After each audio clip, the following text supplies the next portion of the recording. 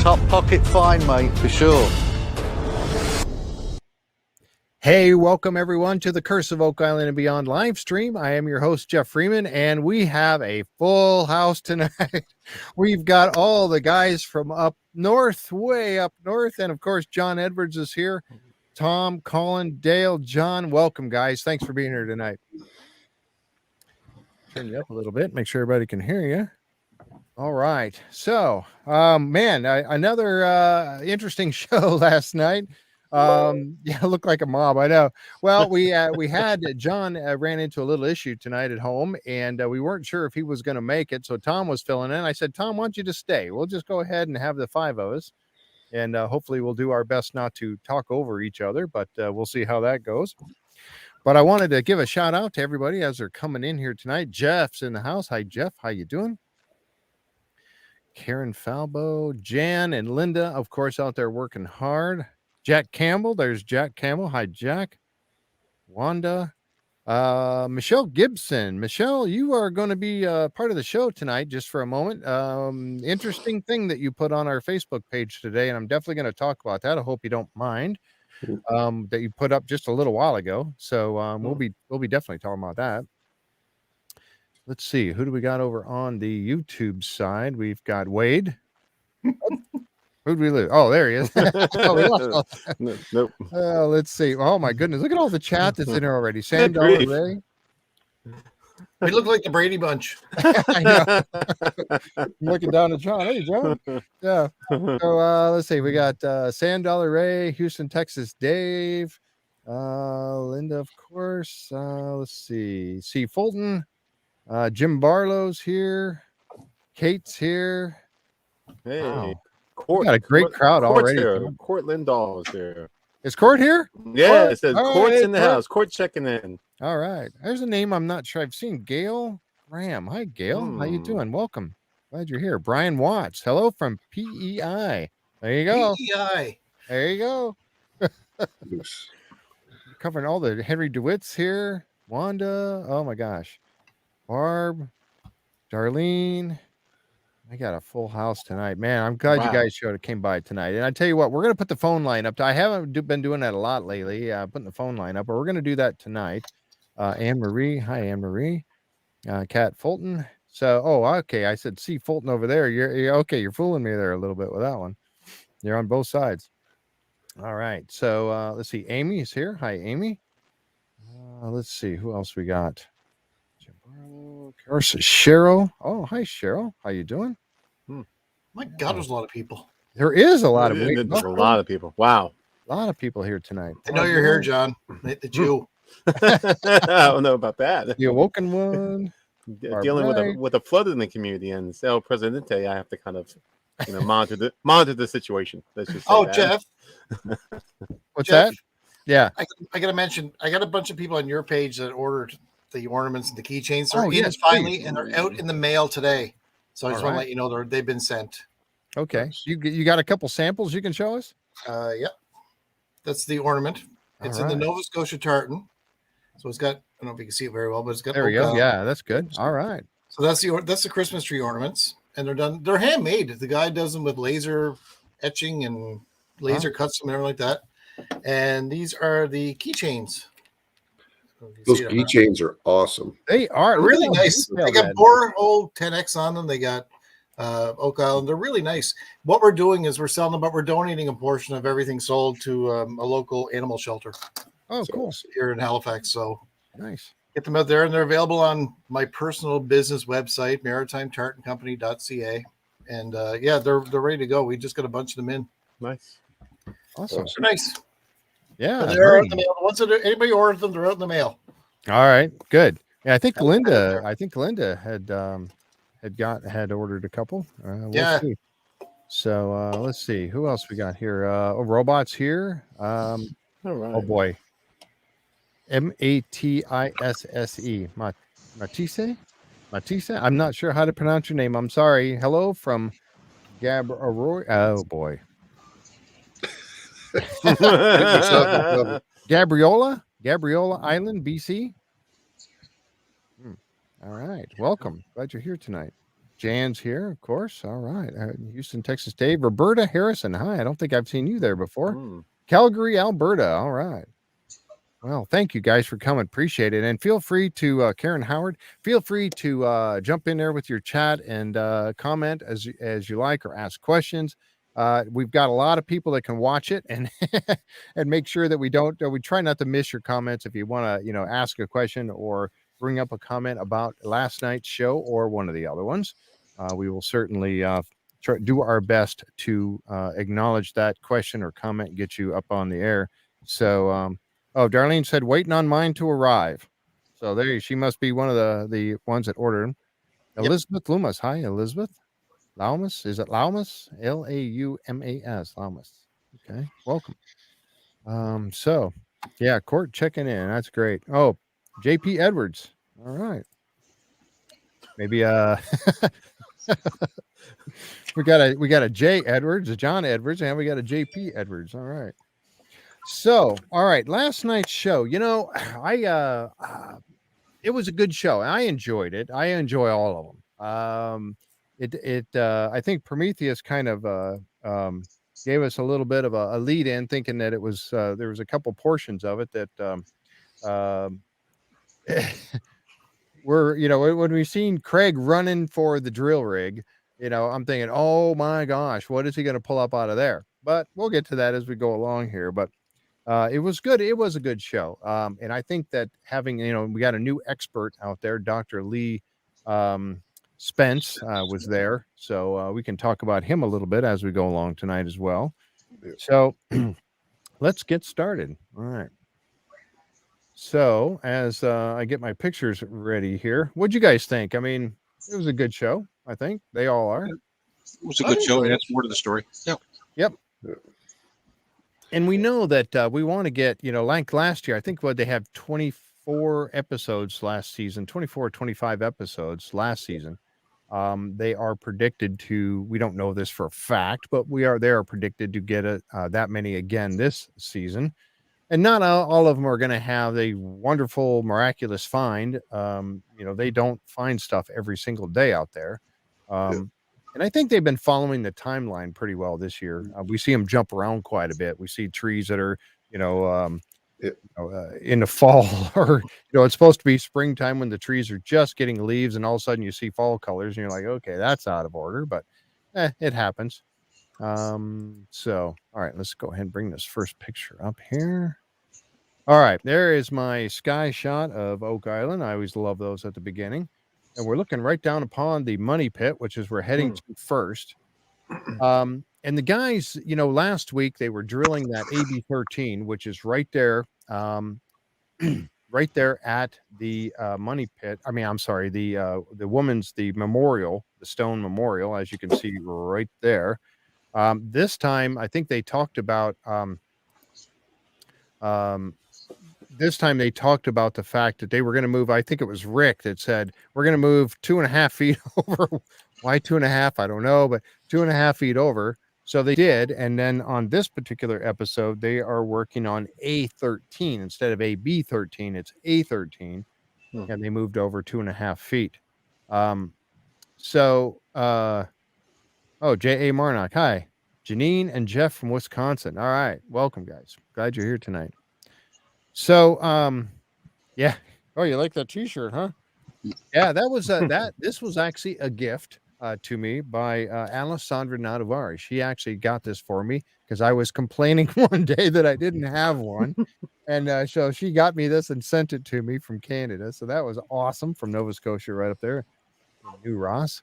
So that was really cool. But so anyway, so right there. So here they are. They're working over here in A13. And they did pull up this piece of what was the name of this again? This piece of eelgrass. They thought it was eelgrass. Yeah, eelgrass. Okay. Now I'm going to ask you guys because I'm not from that. Now that's not common to the area, right? Yes, Oh yeah. Eelgrass is very common. Yeah. It's everywhere. All right. But I don't think it's that common 60 feet down though. No. Right. Well, true. Yeah. Very, very true. And that brought up the question of whether or not did it come in through the flood tunnel, or was it, how did that piece of grass get in there? So, they're bringing up this stuff, and we look at these things sometimes and we're just like, what? A piece of grass? Big deal. But they can also, I don't know if that's that small, but I think they can carbon date that as well, can't they? I think you can pretty much carbon date anything if you can get a little piece off of it. Just enough. Yeah. Sethbound is here. Hi, Sethbound. How you doing? Pat from Mississippi's here too. Thank you for coming tonight. So eelgrass. They said something on the show about it maybe being mixed with the coconut fiber that was used as a filtration for the flood tunnels to keep the dirt and sand and all that stuff from getting in and blocking or blocking the flood tunnels. So it was filtering all this. And I guess they were saying that it would have been out there with that as well. But you're right.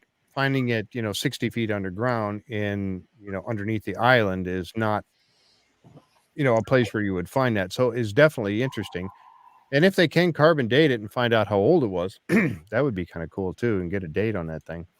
When they first pulled that up, the first thing I thought it was coconut fiber. I thought, oh boy, here we go. Yeah, for sure. So that was pretty interesting. Let's see. I'm reading. Let's see. Amy says it's a open. Let's see. Amy says it's an open. Sorry, I didn't mean to. I'm covering up John there. Sorry, John. It's an open system under the ground there. It would have come from the ocean. Yeah, yep. for sure. Yep. Oh yeah, 100%. Yeah, any work they would have done around the shore in Nova Scotia, New Brunswick, you're going to have eelgrass. So. Yeah.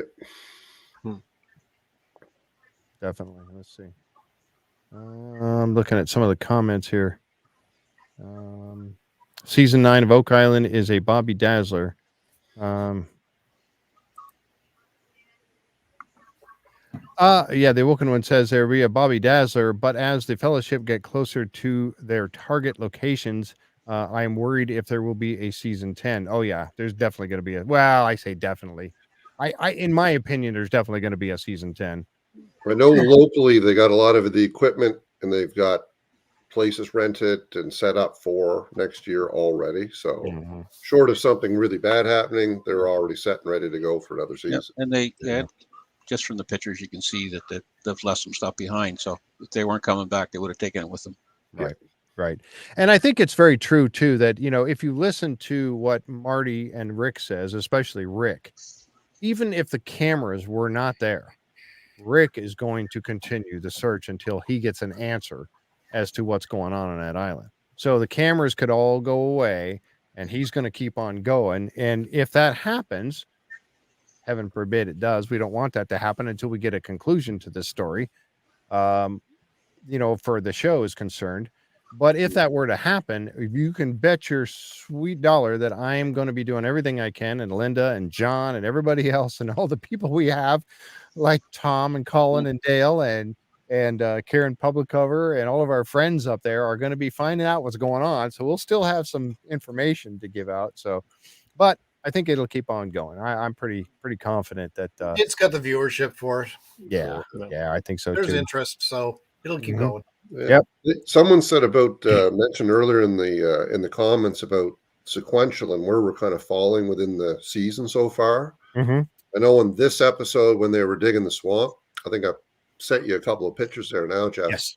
That was like August, the very last week of August and the first couple of days of September is what this episode here is teetering on. Yeah. And I think we are right in that range too, for sure. Yeah. And it was the end of September when they started to put the first queso in. So we've got the next couple of episodes we got about a month period to eat up before they start putting the quesos in the ground. I know, man. I'm telling you, I really want to get to that point because, in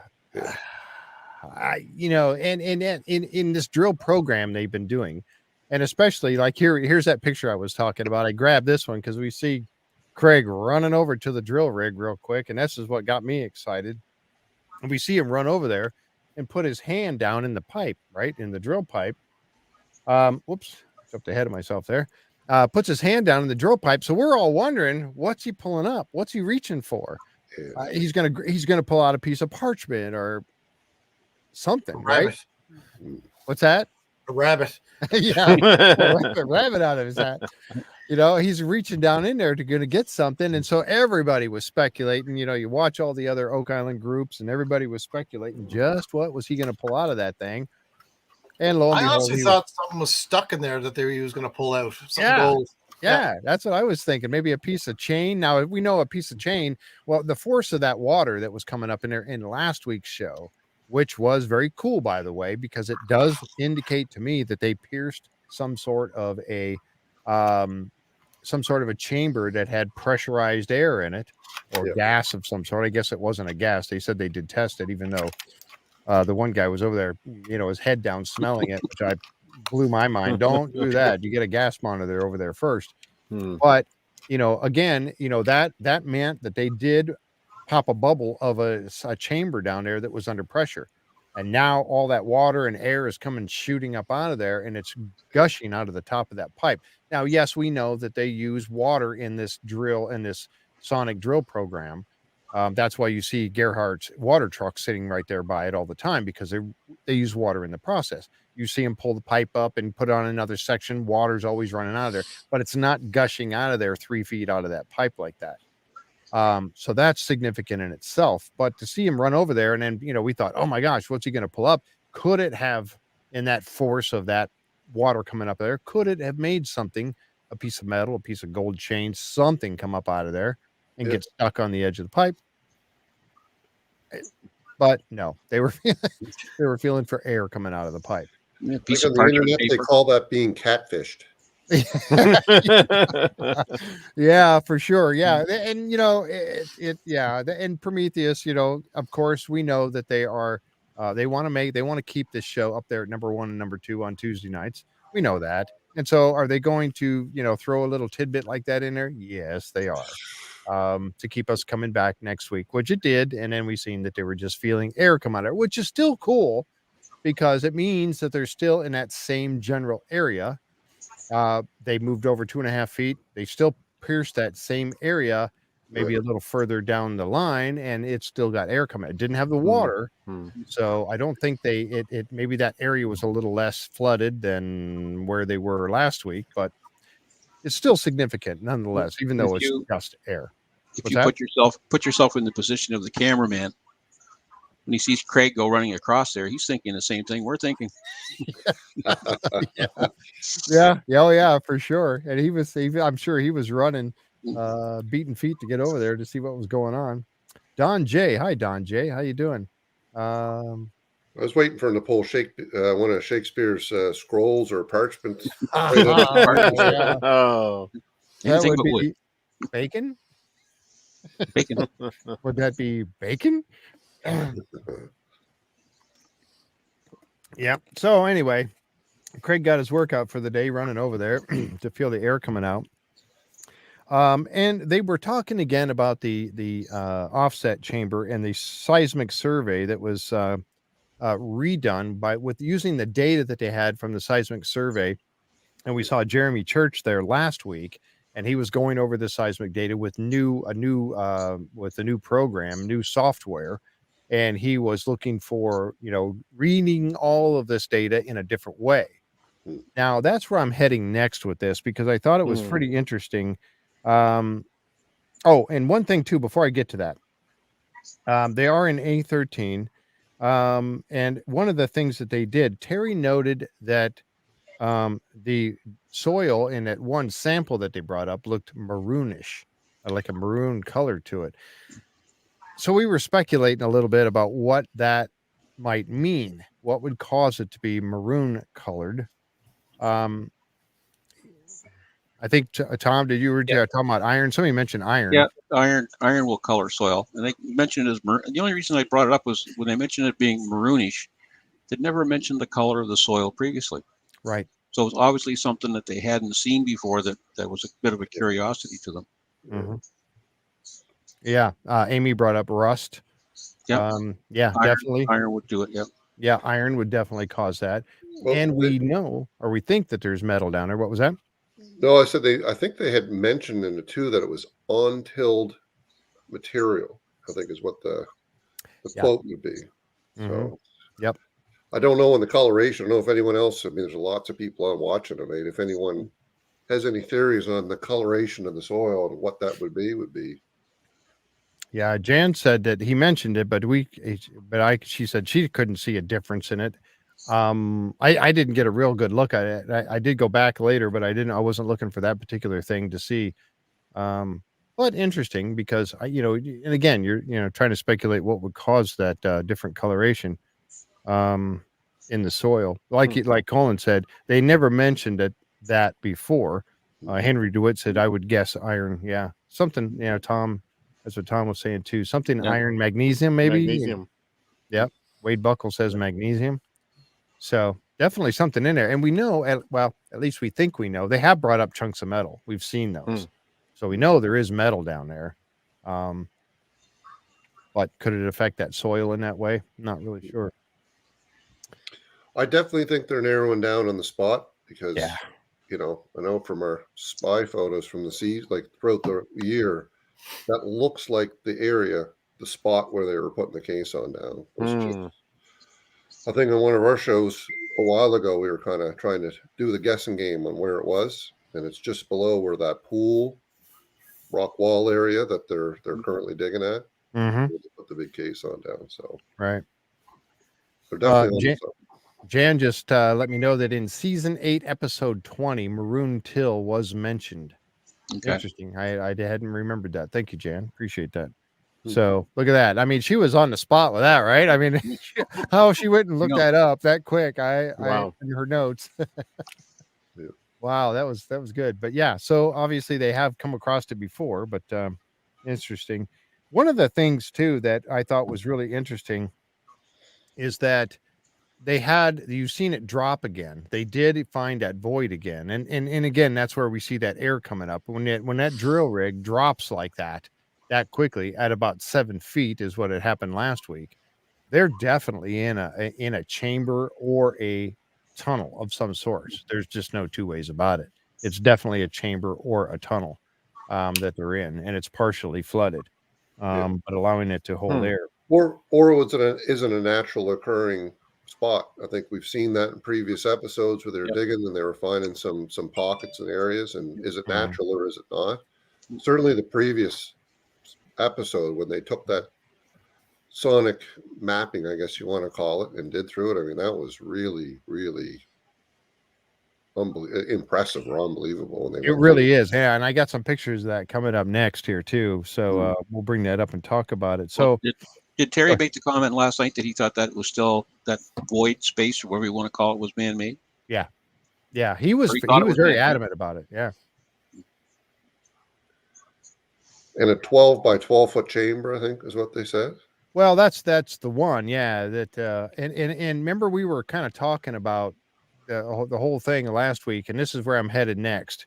They were talking about this last week that they had mentioned the, how far shaft 12, they were talking about shaft 12 and how shaft 12 was, we were speculating, was it down by the cave-in pit, which would be down closer to Smith's Cove. Yeah. And then, I reached out to Steven, was asking Steven, and he was, he couldn't say much. So he was being very tight-lipped about it, which I understand. No problem on that at all. So, we understand, Steven, that you have to be. So I was hoping I would get a little bit of an answer there. Hi, Paula. Paula's here with us tonight. Glad you made it. But here's what I noticed on last night's show, and this is why I grabbed these pictures. Now, this one here, and I'm sorry I don't have these side by side. I'm not that good with putting these together, but this is one of the pictures that they had shown last week. And the interesting thing about it is now, and I'm going to zoom in on this. Now we have this little graph right here showing 10 meters up and down. Okay. Now I'm going to jump to the next picture real quick because this tunnel A that they got marked right here, that is on last week's show. They were calling that shaft 12. And you see C1 is way over here. Now, if you measure that across, that's going to be close to 30 meters, which is how many feet? It's like 100 feet. Yeah, 130 meters, you said? That'd be about 30 meters. I'm guessing by I didn't take a ruler and measure it, but from this point right here to this point here, you got 10 meters. It says according to that this line across the bottom. So if you go from tunnel A, you got about 10 there, 20, about 30 or so. I'm guessing to get over to C1. 98.42 feet. Thank To be you. exact. So Roughly. yeah, right about 100 Yeah, feet. So roughly. yeah. Okay, and here's the picture now. Here's why I grabbed this one from last week, because they were calling that same spot shaft 12. Now you got C1 right here, shaft 12. All right. Now look, you recognize this hole right here and this little peninsula sticking out and this little part down here in the bottom. And I'm going to go back to the previous picture, and there they are. The hole right there, this little piece sticking out, this down here. So they're calling it tunnel A, because he's talking about the tunnel instead of the shaft. He's talking about the tunnel that follows in between, as they showed us in that, remember where you took the view and they went down and went inside this, as Colin was just talking about, and it being an open chamber down there, or a tunnel leading its way towards C1. They got tunnel C over here, tunnel D. So shaft 12 cannot, if this lays true to that other picture, shaft 12 cannot be the women's memorial shaft that was right there, that some people speculated that it was a women's memorial shaft.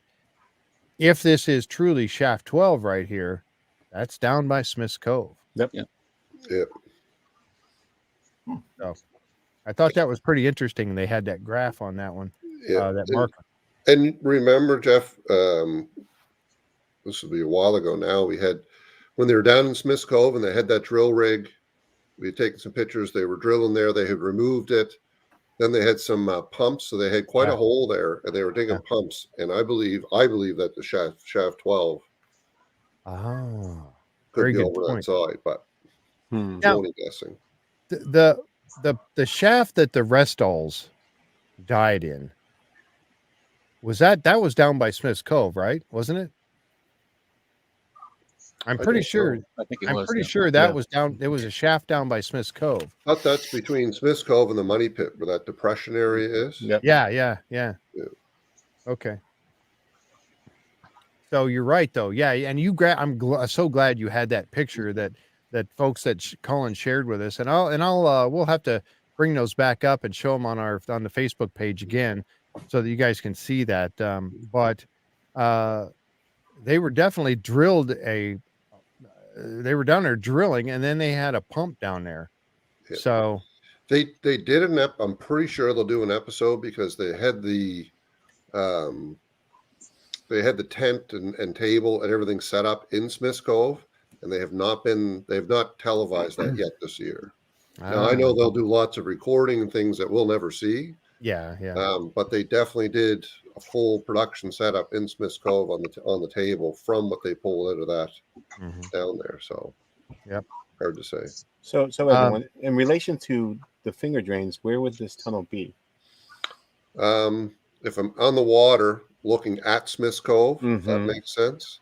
That where they were drilling would be on the, I'd say, left side of the cove. Okay. And the finger drains were more in the center and whitish, I guess. And then my second question is, I guess the finger drains would be underneath the tunnel. You would think so. You would think so. When they had dug up, when they had put the cofferdam in, it was definitely dug well below, because this summer they dug was probably, I'd say, within 10 feet or less of sea level, where they started the entry point. They actually made a pad, put the sonic drill rig on it, and drilled down there. So it was pretty. It is close to the water. It's pretty close to the water. Yeah.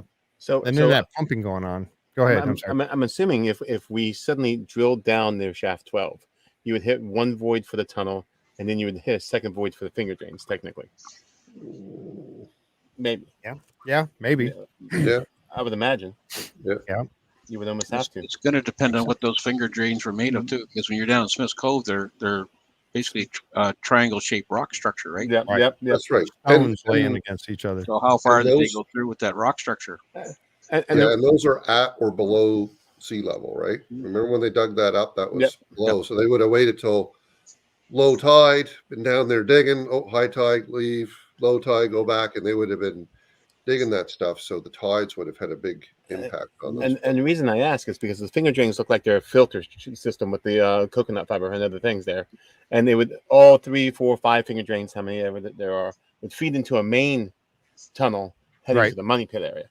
So at some point you would hit the main tunnel, which I would imagine would be much larger than the finger drains themselves. So if you drill above that convergence point, you would actually hit 2 voids, and that's what I would be looking for if I was drilling the second void, because that would mean there's a main finger drain, tunnel below, and that makes sense to me.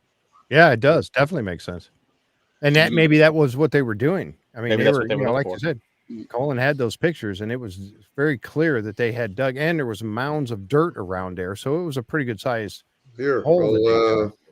I'll send this to you right now. If you okay, perfect. Thank you. I can bring it up and show it. Yeah. While you're doing that, I'm going to mention Mary Louise McMahon brought up this point, saying that Randall Sullivan's book had a great background on Shaft 12. Thank you, because I'd forgotten all about that. I'm going to have to go back and look at that and see if I can get some information, because that's a very good point. Thank you, Mary, for that. And again, this is why I love having you guys all here, because you are sharing information that is very important to this whole thing. Okay, yeah, here we go. Mary Louise just asked if we read the comments. I'm always looking distracted because I'm always reading on the side. Yeah, so am I. I'm watching them go by. I look like I'm not paying attention, but I'm just reading. It's like, these are really neat. Yeah. Yeah, we do our best, Mary. We do our best to read the comments. I don't get them all. I know that's true. Like Hugh. And Hugh had said a good point too here. Let me see if I can find that. Let's see. Now on this one here, for me to bring it up, it just says Facebook user, but this is Hugh Van Auken. And Hugh says, what would cause the level of the pressure, that level of pressurization? A sealed chamber with soil water compressing compressing the space? But they're putting compressed water. They're pushing water down when they're pumping. So you'll see beside the drill rig, they've got a big water truck, and that'll be pushing water down to move material, right? Yep. So yeah, good thing. But again, yeah, you wonder about that. And my thinking is that, if that area had air in it, obviously at one time it would have, and still does, and then water floods in there. Now you're blocking that at some point in that area. You're blocking that air from getting back out.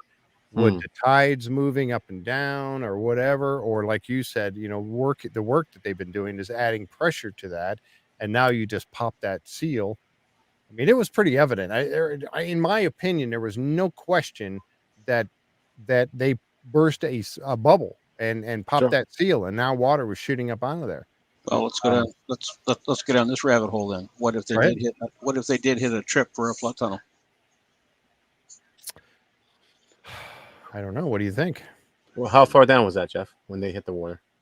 About 55 to 60 feet, right in that range. Seems too shallow for a flood tunnel. It does. I know. It would be a tunnel, like a tunnel that humans would crawl through or walk through, or a chamber.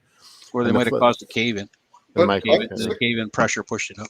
But because 60 feet would be below sea level, though, where they are. Well, they've added 10 feet or so of dirt material on top of that for 50. The pan. So I don't know. What's the sea level? What, Colin, you give us an estimate. You've been on there on the boat looking up at the money pit. Is that 60, 70 feet up or less? Or? No, it's not that far up. 40? It's up. Yeah, I mean, it's 35 to 40 feet, I think, above. I think it's about 20 feet. Yeah, that sounds about right. So that would be about sea level then. Yeah. Interesting. Something's pushing water from somewhere, so we know that. Right. Yeah. But if we're talking 90 feet, in a flood tunnel, Jeff, in the money pit area, the tunnel would have to go down at maybe a 30 or 40 degree angle to reach those depths with gravity and water. So, again, what is it that they're hitting? Well, and that's why I think that's why Marty was speculating that they've hit the offset chamber. You know, you kept seeing him do this on the show, talking about going up and then coming to a dead end chamber.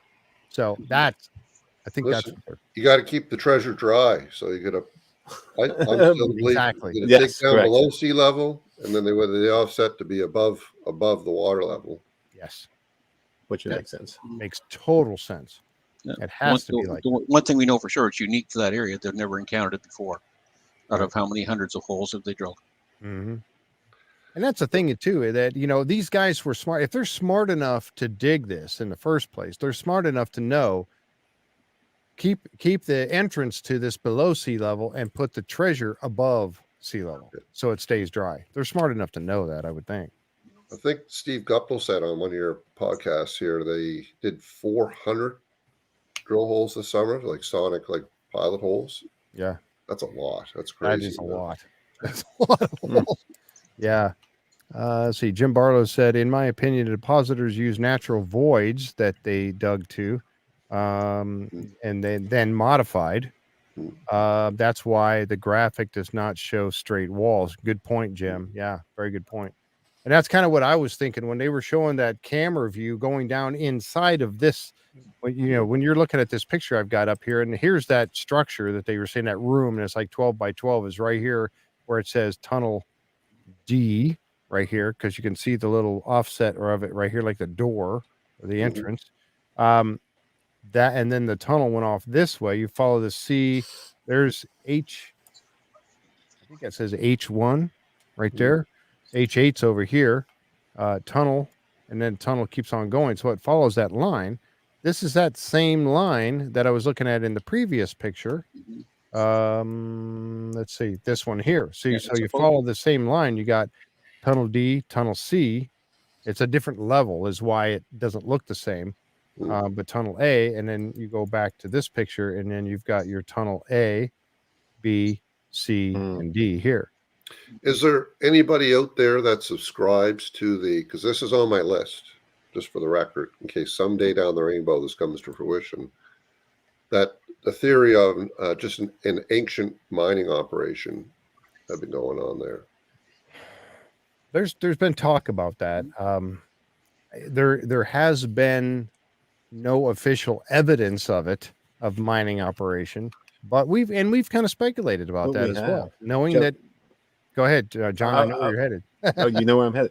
Well, when I did research on the way mines were constructed between the 1450 to 1650 time period, and a little further up, then every 10 feet was definitely the way they made mines. As in the money pit, every 10 foot you would put a platform, and then there would be offshoots from that, and you would keep doing the offshoots. So that's very reminiscent of the way mining was done. The only thing we don't have is evidence of the offshoots, but we have a lot of tunnels that we keep hitting.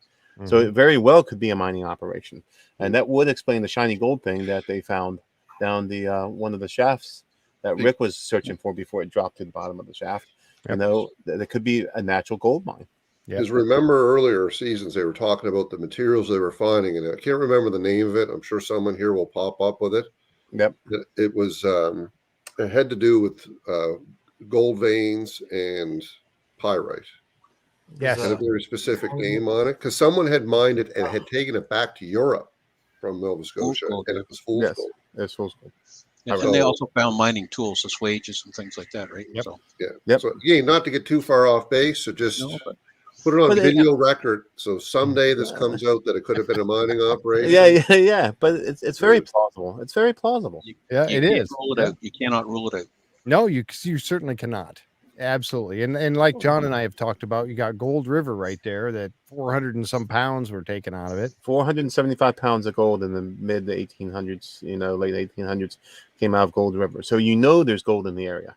And it also occurs in crystals and things of that sort, veins. So they would crush the crystal that was in the veins, and you would have gold flakes that you would mine out. So that's how it was done. And so it's very easy to believe that Oak Island would have been a huge mine. Yep. Yeah. Henry DeWitt also chimed in on that and said, I have considered that, Colin. He's thought about that too. We're gonna get Henry on the show one of these days. Yeah, absolutely. We're gonna talk him into coming out and joining us.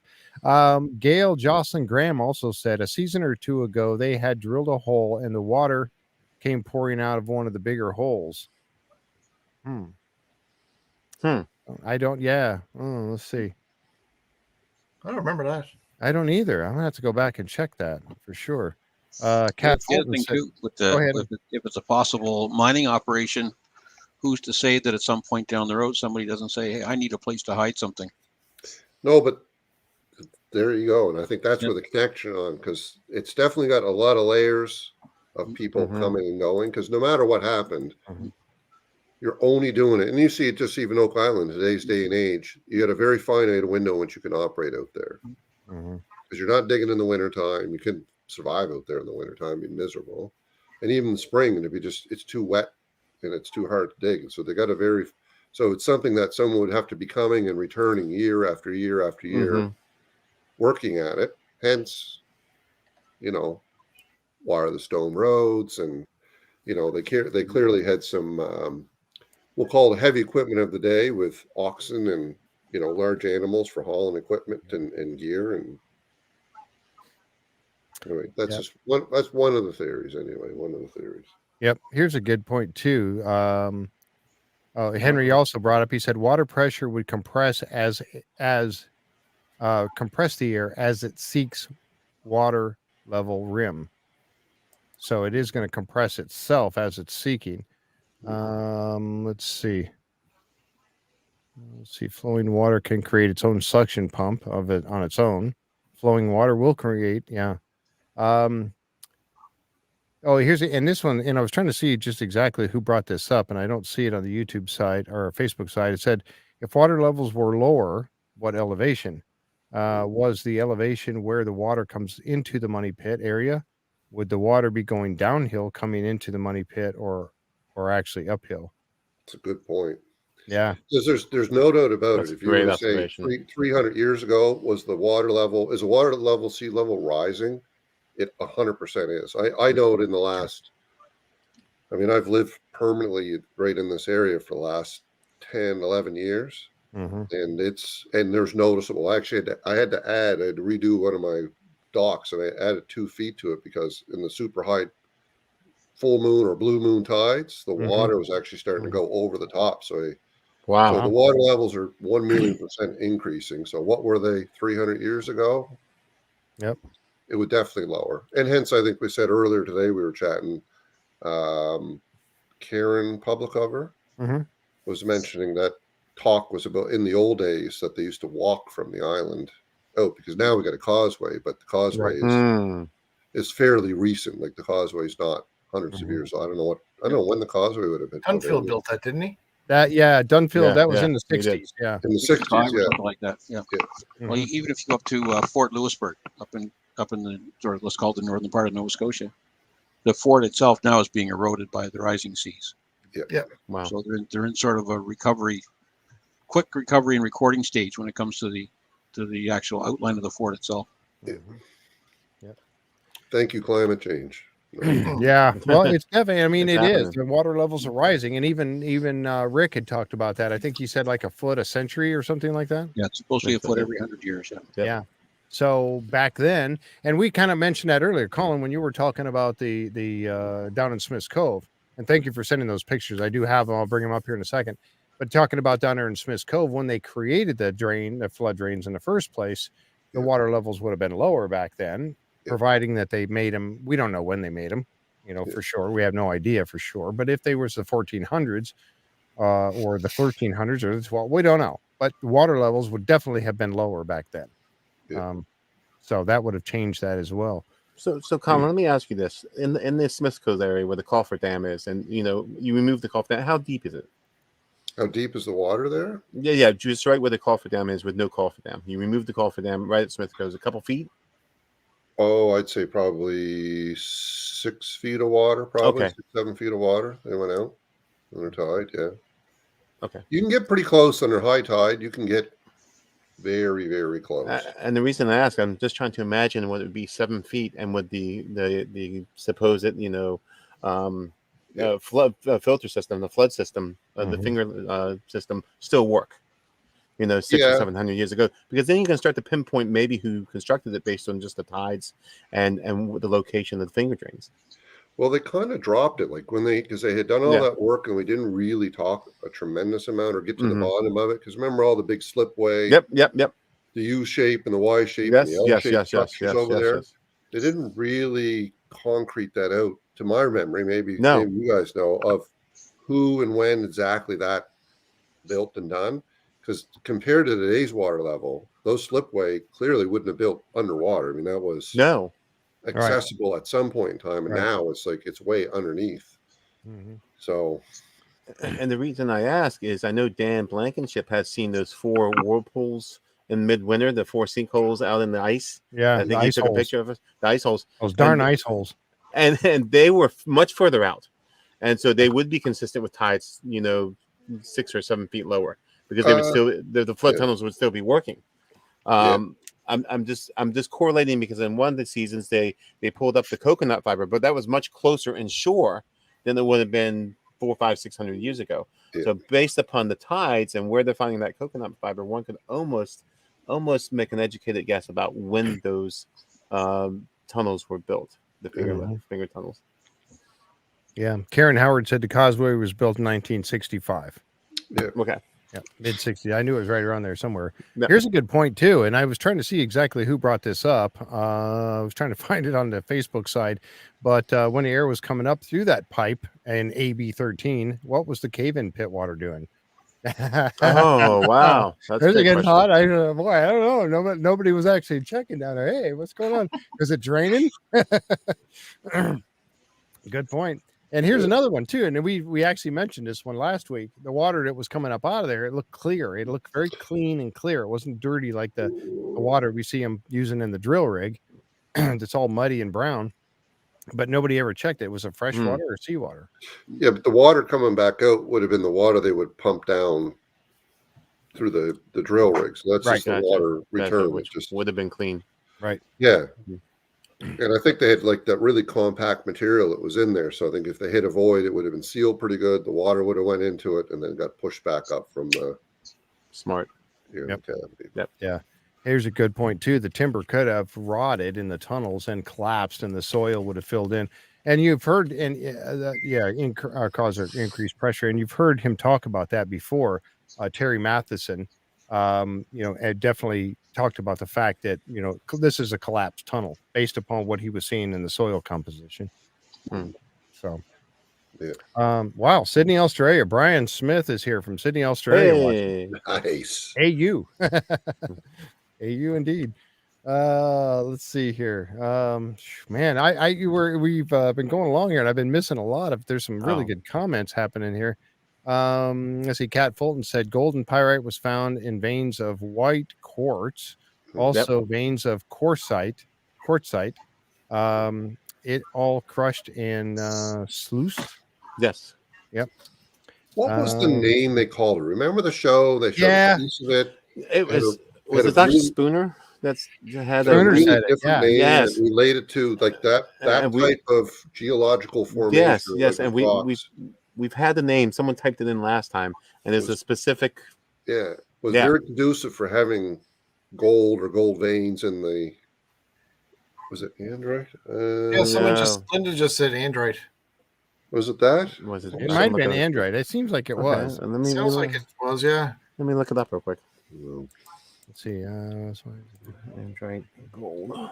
And someone else said about justifying a mining operation out there. I don't understand how someone would come up and say, go dig a 10-foot hole on the coast of Nova Scotia. You got to have rocks in your head. Like it's an unbelievably difficult place to dig. That's what blows my mind when they're pulling out bones from people from. Yes, I know. 5 feet in the ground that someone clearly dug a hole for whatever reason. It's a fact. Someone was 160 feet in the ground in an island, Nova Scotia. Like, makes no sense. Yeah, I don't know how you would do it with today's equipment. Never mind from hundreds of years ago. I tried to dig put some plants in my backyard, and I was going to kill myself. It was so crazy trying to dig back there. So. Henry DeWitt said, I read a theory that at one time that two sides of the island were once the mouth of a gold river shortly after the Ice Age. That's interesting. We'll have to look into that. Hey, if you can find that, Henry, bring that out. Hugh Van Auken said one argument I've heard that the money pit is naturally occurring sinkhole that the depositors took advantage of. And that's the thing. We talk about the fact that somebody had mentioned, and we kind of speculated here a little bit, that the tunnel going through was odd shaped. It's not squared off like a tunnel. That they maybe were using tunnels that were already there and simply utilizing these and making them, supporting them or whatever a little bit. You think about the chamber that Dan Blankenship found using his divining rods and then it went down there. That was a natural chamber down there that he found. Nobody that we know of, nobody dug that, or did they? They thought that there was a tunnel leading in and a tunnel leading out of it. That's right. Yeah, because they had put last couple of years, they put divers down and the guys were in there and handling around, and they confirmed that it was a natural void in the ground. Right. And again, I'm still just blown away by the fact that he found that with the divining rods and knew it was there and went through the expense of those tanker train cars, the rail cars, cars to make his caissons. It was a because he knew it was there. Well, I know he drilled down there and he did find it by drilling down there, but I mean, that's just, man, oh man, that's just crazy. Yeah. So yeah. Let's see here. Oh man, so many great questions. Great comments. I can't even keep up with them. I will continue watching going on with missing conver. Oh, Sharon said it's breaking up, popping in and out, and she's missing part of the conversation. I hope that's not happening with everybody. Henry DeWitt said, as the water levels rise, the trapped gases become more compressed. Yep. And how the Rodden Gold Mines area. I'm just reading Indy's post there. She lives in the gold. They live in the Rodden Gold Mines area, Nova Scotia. They drilled 100 feet well, didn't hit bedrock. Wow. Yeah. Interesting. The Wilkin one said there's probably more than one flood tunnel booby trap down there. They're waiting to drench treasure hunters. Yeah, could be. Well, we know there was, and there was speculation that there was another one from the South Shore, right? So going off to Smith's Cove on one end and down to the South Shore on the other end, down where the Stone Triangle was. So there was talk about that. And we seen they were diving out there, weren't they, Colin? You had pictures, I think. Yeah, they had a barge, but that was on the swamp side of the money pit. Okay. All right. They were doing some operations there. There's an interesting comment from Ray D. Uncle Dave had a closer circuit camera watching the cave-in pit in 10X. I was told the cave-in pit spit bubbles up when they broke through into the last void. Really? That's interesting. Yeah, I was just reading that. So that would mean that 10X had to have a connection to the cave-in pit, through the flood tunnel as well. Wow. I mean, how else would that happen, right? Go ahead, Colin. Yeah. No, I remember when that void went off because it went into another chamber. I think they said it was like 6 feet, but he couldn't gain access to it. It kind of went off, and the visibility was bad. But let's see. I'd like to hear more from Ray D. About that camera. Thank you, Deborah Polk. He's a great show. Appreciate that. Thank you. Let's see. There's so many great comments tonight. We're never going to get to the end of it, but that's okay. That's what I love about this. Ray D said 10X didn't bubble. Did not bubble. No. Okay. Yeah, let's see here. Wow, I'm so far behind in the chat. But aren't they in bedrock? Andy's Antics said aren't they in bedrock? No, remember they put the big caissons down. They eventually did hit bedrock, but it was like that Yeah. Astronomical depths. They were, Yep. All right, found veins, of course. Oh yeah, some of this. Man, I'm way behind on my YouTube side over here, trying to get caught up. They also, when they put one of the caissons down, they caused their own sort of mini cave in too. That's right. Yep, that's true. Yeah. Yep. Yep. All right, let me get caught back up here. Let's see. Wow. But absolutely, I mean, I misspoke earlier. It wasn't crystal; it was quartz. The quartz goes with gold, and you can grind that quartz up, and that was one of the methods they used. So, I could see this as being, as Colin said, an ancient gold mine, and I'm not precluding that. I think that's very, very possible. Would explain quite a bit. Well, and hence the trace materials of, you know, gold, precious metals in the water and all that stuff. But you can't explain the Aztec mine rose gold. No. Which it still goes unexplained. I mean, how do you explain rose gold? Hence the layers. Yeah, hence the layers, you know. Right. So it could have been something originally found, like a gold mine was part of the history of Oak Island. And maybe that's why people started to bury things there. Mm-hmm. You know, because they were mining, and it just became a place of operations for moving gold or hiding gold. Because it was the McGinnis family. Remember the boys that originally saw the light, went in. Von Smith and McGinnis. Yeah. Yeah. I mean, I'm a very big believer in that story, and that happened. I think and hence we go back to the 10-foot sections and the oak boards. Mm-hmm. Mm-hmm. So was Oak Island repurposed? Because I think we can all agree Oak Island had been repurposed over and over and over again. I think so. Military operations from the British and French that were traveling through, which on last night's show. Yep. You know, I think next week they'll have that coin cleaned up, and it's going to be shocker. You know, what is Gary called a British copper? Yeah. British copper. Yeah. British copper. Yeah. Yep. So. Yeah, Henry DeWitt just said another. He said, and I keep wondering why they haven't done this. He said, I want to put my drain camera down that borehole. The one that's bubbling up all the water. Get a camera down that darn thing and get a camera in every holes to do. I mean, come on, you found a chamber. It's not hard. Put a plumber's camera down there, for God's sake. It's not hard. Marty, you had to pull the pipe and put the camera down through the raw ground. If the cave fell in on it, with the money they're spending on everything else, a camera's not going to break them. I was just going to say, Marty, you can afford a camera. A snake camera. It's that hard. Camera. Yes, a drain camera. Put it on hand, put it down the hole. You got the money. Buy one, dude. Come on. What do you think? What do you think, John? Should we SEAL Team 6 it in the spring? Well, there you go. Absolutely. You're going up with some plumber's camera, sticking it in the hole, and we'll see what we can find. Absolutely. Tie a string around a cell phone. There you go in high tech. Yeah. That's the easiest way. It's cheap. Love it. Yeah, exactly.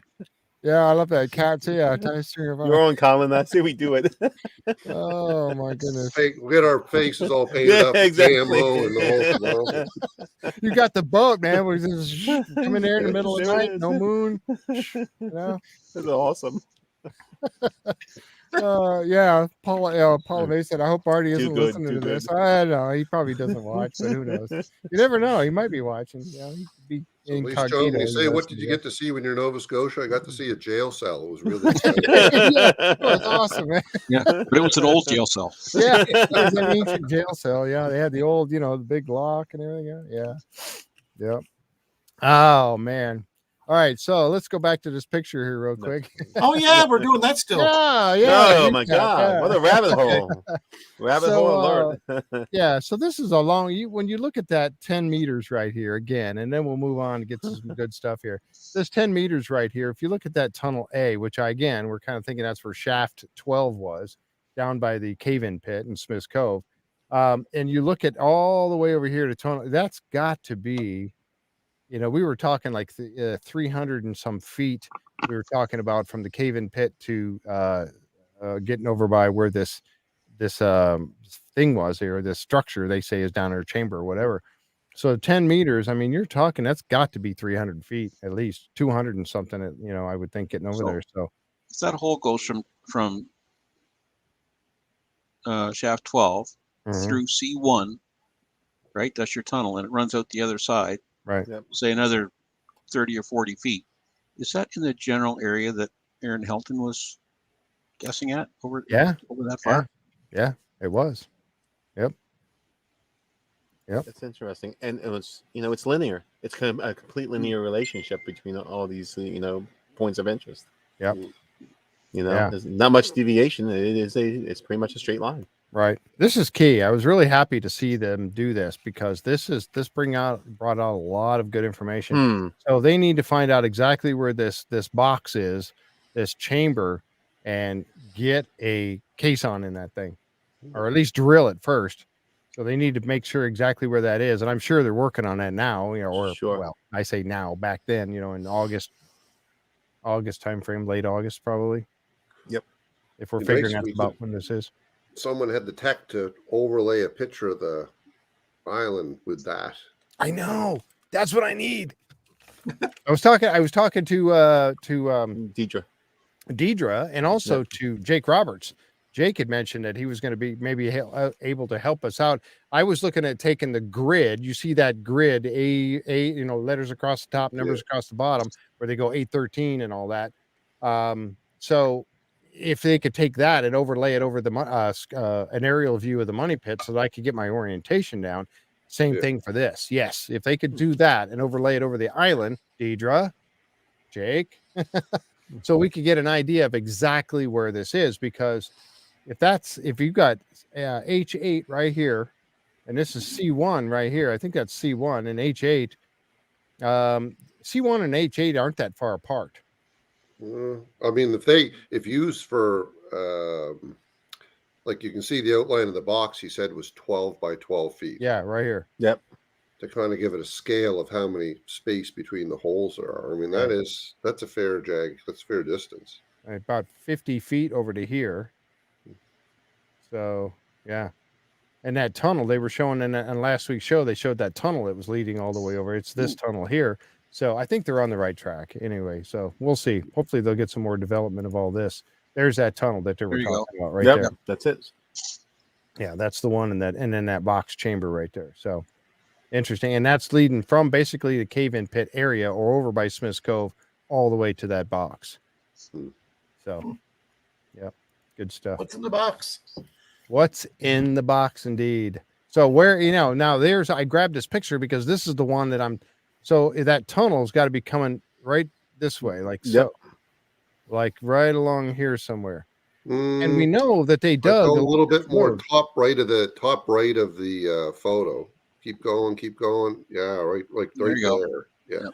Oh wait, is that not what they were drilling this summer? Right there through, right in that area. Yep. Yeah. Right where you got the little cursor there up the top right hand corner. Yeah, that's where they were drilling right close to the shore this summer. And that is this picture right here. I'm going to pull these up real quick. Bear with me a second while I download and then open. This is the pictures that Colin sent. Oh, come on, computer. Don't be. There we go. All right. It's taking a second there to bring it up. Okay. These are not Colin's vacation pictures again, are they? What? They're not Colin's vacation pictures we're going to see again. You better hope I got my clothes on in these ones. Oh. There it is. There's one of them right that's there. That's it. Yeah, that's the Gerhardt pump truck, and they were drilling now. So Choice Drilling was down there drilling in that spot. And you can see how close. So you can see like the grass. So this is a foot or two off of the high tide. Mm-hmm. It's pretty high, but it gives you a relation how close that of sea level. I mean, it's close. It's very close. Yeah. So there they are. And now here's another one. She's calling you awful close in there. This is the one that he sent. Look at the pile of dirt. So they went down and they drilled. The boys had they had the table. So they were kind of ripping and going, searching what it was. And then once they finished that, they were doing this. They had this dug up, and then they had water pumps in there pumping water out of that, flood tunnel or whatever you want to call it. I'm not sure. Not sure what it was, but I think what they were looking for was the tunnel. Yeah. And in relation to this, so when we're sitting in the water looking at it, so remember when they had the big coffer dam in, it would have been, quite a few feet to the right of this and further down into the water. Remember Rick had found remember the rocks that were kind of like at a triangle? Yep. Those the box strings would have been to the right of this. Yeah. Yeah, over here. Yep. Yep. So we know they were there. Go ahead. I'm sorry. Go ahead, Dale. Sorry, Colin, is there many boats that go down there when you're there? Oh, yeah. There is a lot of people who go around? Old Salty Dog Tours, they got a couple of boats. I mean private boats like yours. Is there a lot of boats that show up and just take pictures? Oak Island Marina is like literally right around the corner. You say, look, like above your head, Jeff, your picture behind you. Yeah. Right. To the top. No, right there. That's Oak Island Marina. Right, and then everyone's kind of coming. It's a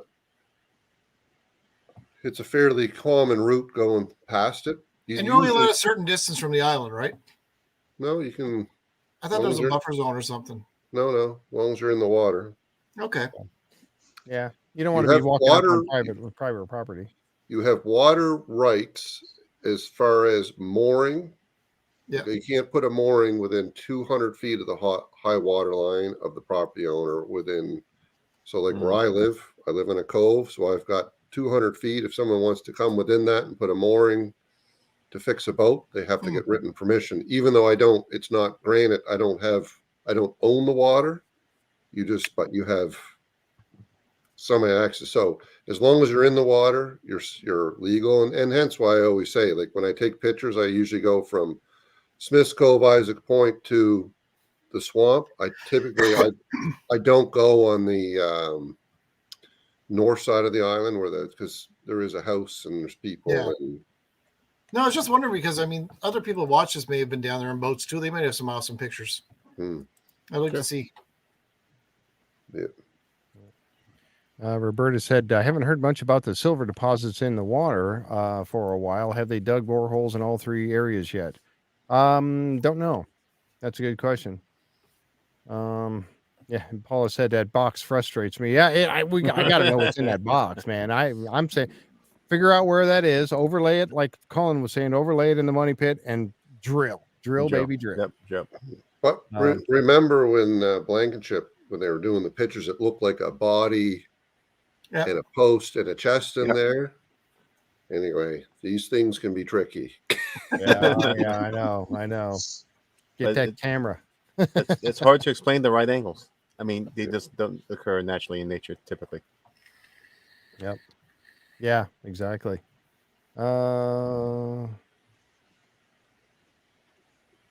is the Wilkin one saying, Colin, spoiler alerts are awesome.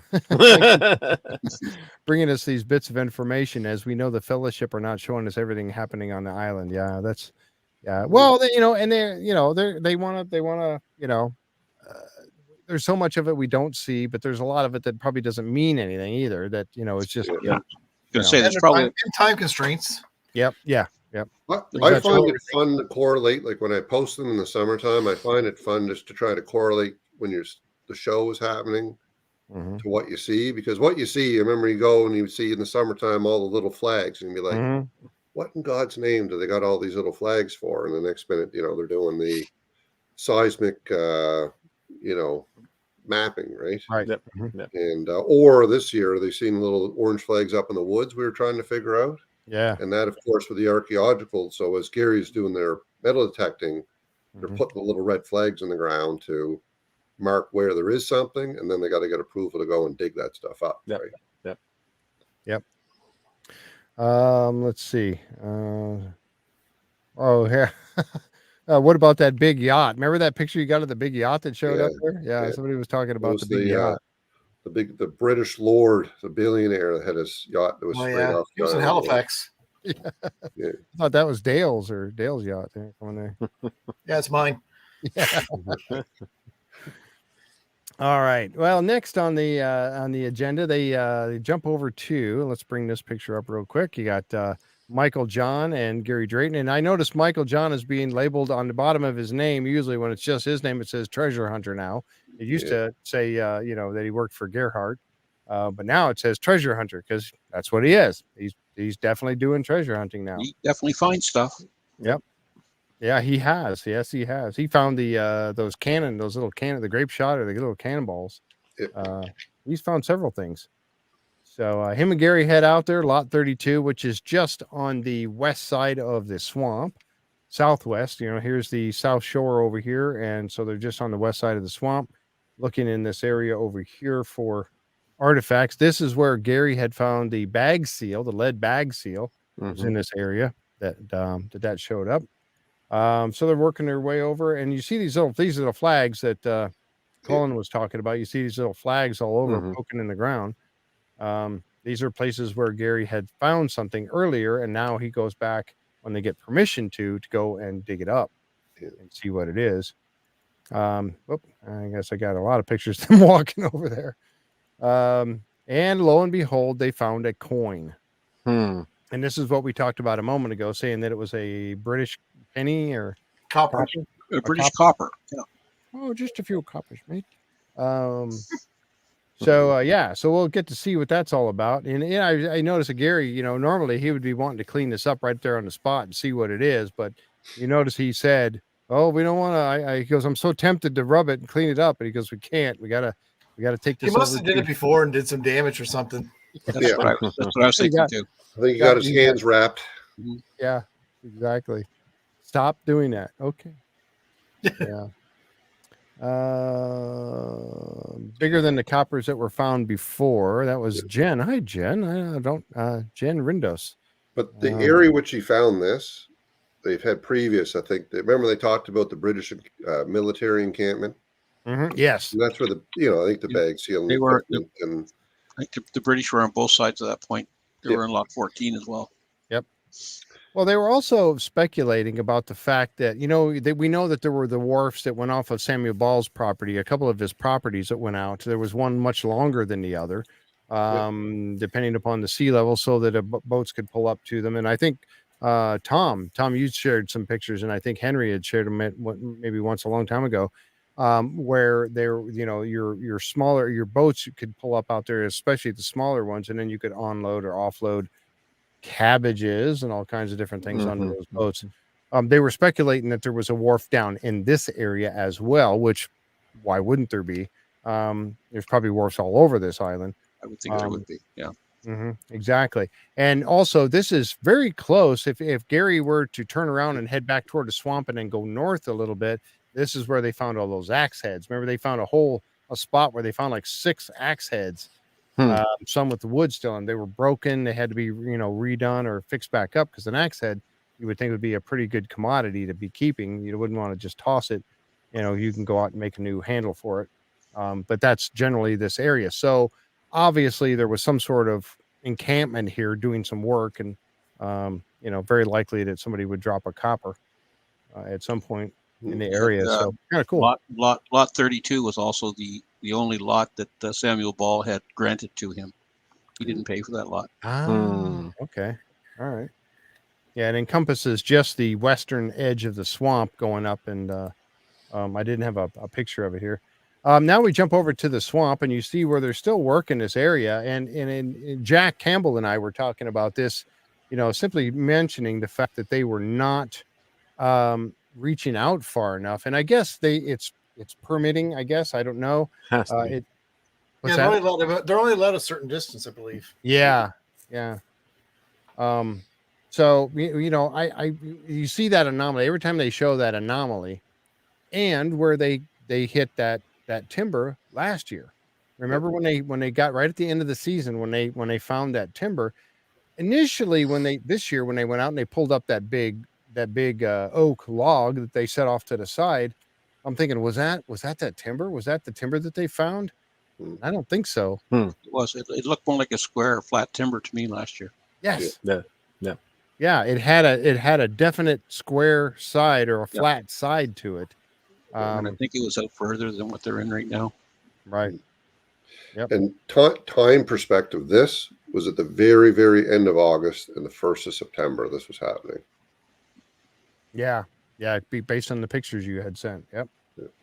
Yeah. That's so cool that you can timeline that for us. That is so neat.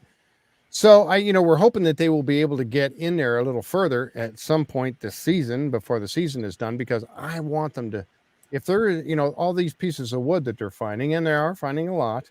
There's Peter and Dave Fernetti out there with Gary, and they're looking around at some stuff. And there's just another shot of them in the same area. I love these aerial photos. They're just so there's so much information you can glean from these. Then they found that trapezoid piece of wood down there. Yes, they're finding lots of pieces of wood. And we kind of speculated about this. These are very close to the shoreline.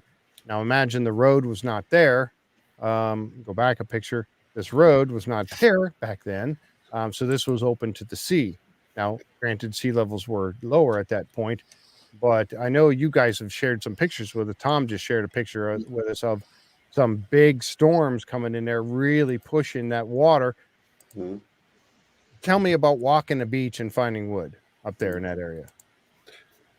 Well, I mean, I think when you're looking out at that picture, I think that's the island out in the distance is Big Tancook Island, and the next stop on that is England. So you're pretty much open access coming in through there. So some of the storms are like super Huge. crazy. Yeah. You get the right wind and the right tide. It's going to And push stuff in there a long ways. You can walk along any beach in Nova Scotia though and find parts of ships. Yeah, Yeah. there's so many storms here that draw that stuff in. Yeah. Yep. Since the beginning of time, then there are people on the east coast of Nova Scotia has been fishing, and everyone up until not that long ago was fishing in wooden fishing boats and dories and all that stuff. Yep. So, yeah, boats. Thor had a good post here mentioning beginning to think the British presidents had nothing to do with the treasure. I agree. Yeah. We know that the British were there, the French were there. Yeah, I think the British used it as a staging location. Yep. It was a protection to go because I think anyone going in and out of Halifax, once you go around St. Margaret's Bay and Shabukta Head going into Halifax, you were pretty exposed at that stage of the game. If you were expecting the French or if you're the French expecting the British. And this was a very protected spot before you go into Halifax Harbor, in my opinion. But. Yep. And you would know. Let's see. Jan brought up this point here, and sorry about covering you up there again, John. But Tony had said there was evidence of wharfs just about off of every lot on the island at some point. So I believe everybody probably went out of boat. Yeah. Well, that's how you had to get there, right? Yep. Unless you could borrow your neighbor's, your neighbor's wharf to, get to the mainland and go get your supplies. Yeah. Or you'd be walking across. Or if the water level was low enough, you could walk across. It could be kind of muddy, unless they're pretty rocky there too, I guess, right? So, yeah. I don't know. Somebody brought this up here. Has anybody gone out to the little island that Samuel Ball purchased? That's on the. I think that's private. Well, Frog Island is the big one, and that is private. Yep. That's like over here.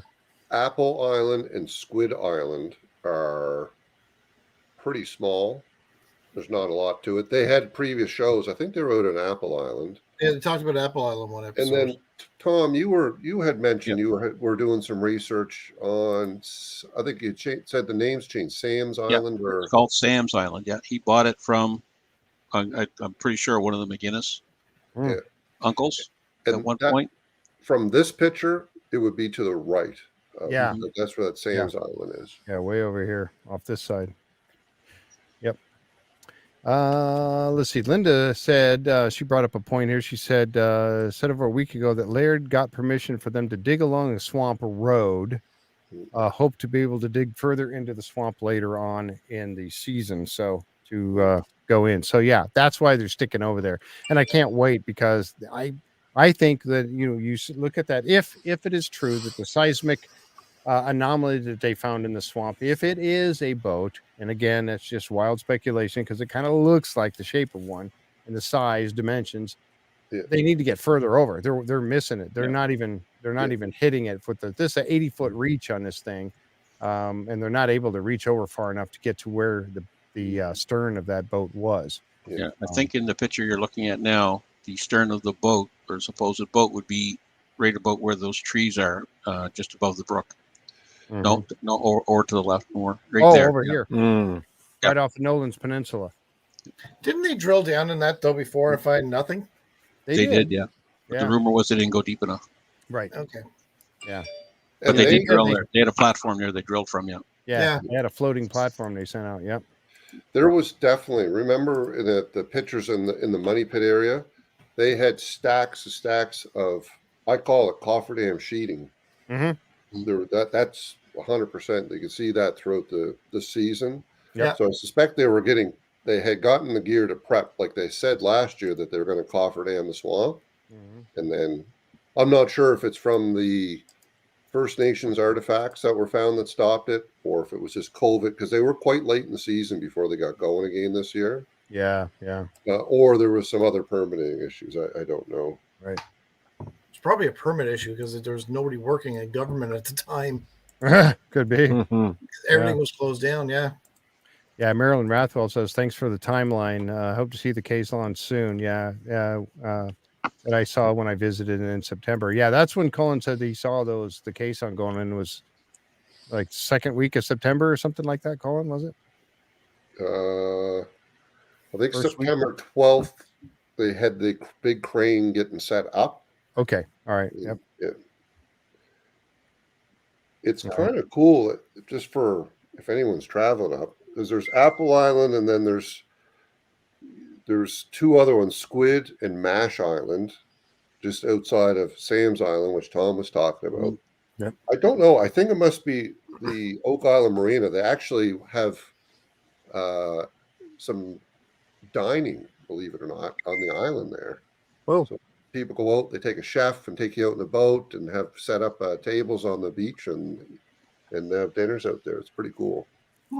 Interesting.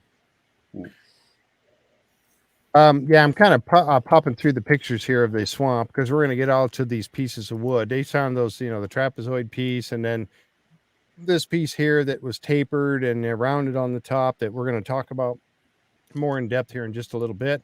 Here's another picture of it here. And again, they had a whole pile of them sitting on on the rocks right here that they, Gary and Peter and Dave Fernetti had found. There they are. There, a whole bunch of pieces of wood. And again, lots and lots of wood. So they like I said, they bring them over so they can get a look at them.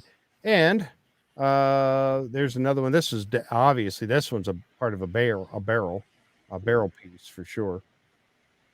And there's one with a hole in it, and also a peg. So one of the pegs is still in there. That's pretty cool. So then they head over to the war room, and now they're going to meet up with the new guy comes on the scene. That's this gentleman right here. And you see all the pieces of wood laid out there for him on the table to have a look at. Dr. Lee Spence, marine archaeologist. And he took a good and he was examining some of the pieces of wood.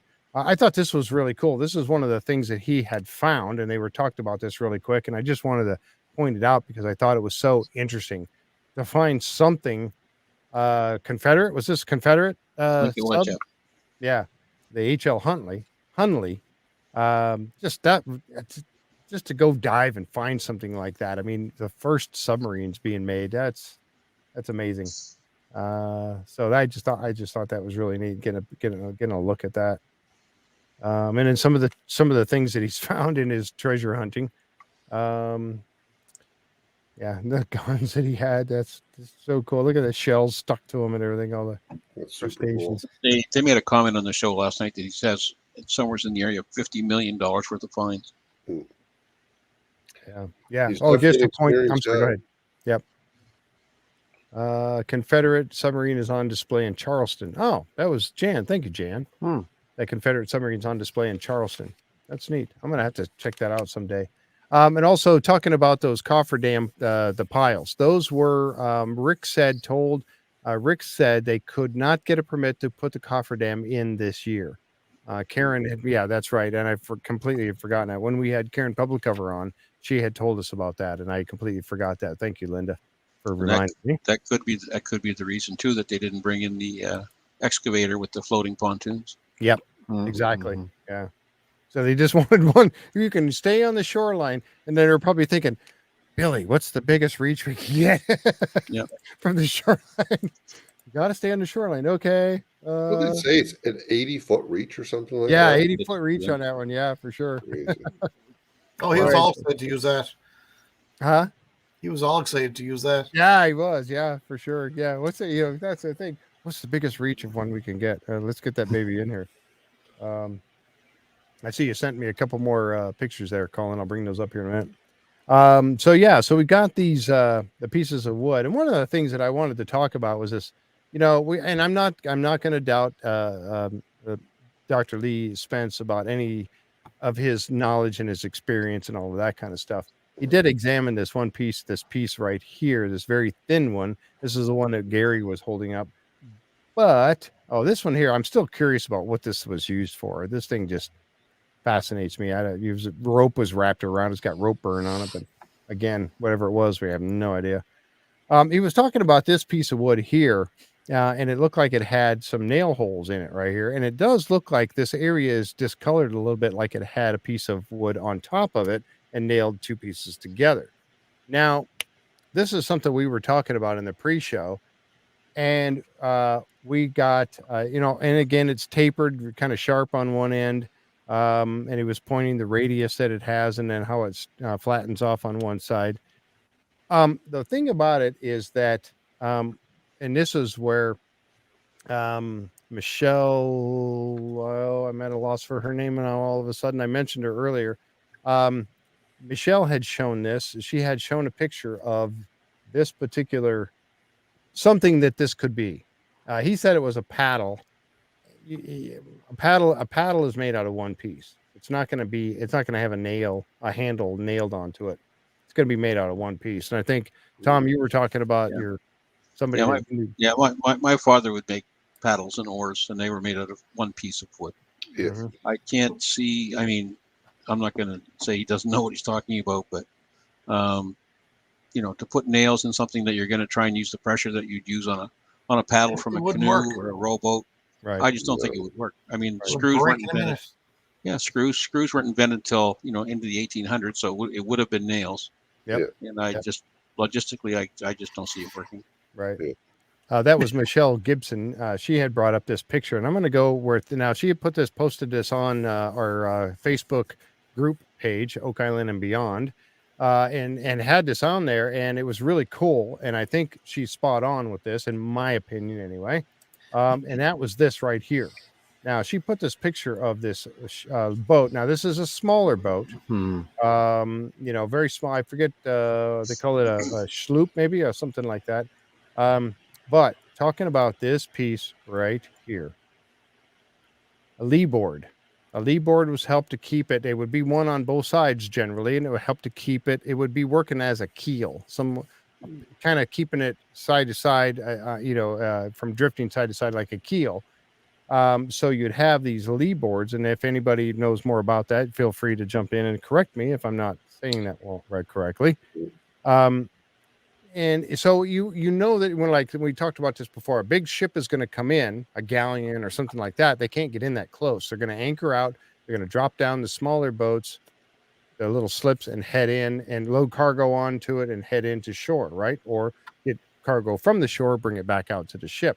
That's why you need the slipway. You're going to pull it up onto the slipway. If you got a big old keel on this thing, you're going to get up on the slipway. It's going to fall over. You can't have much of a keel. And most of them did not anyway, those kind of boats. So you'd need these lee boards.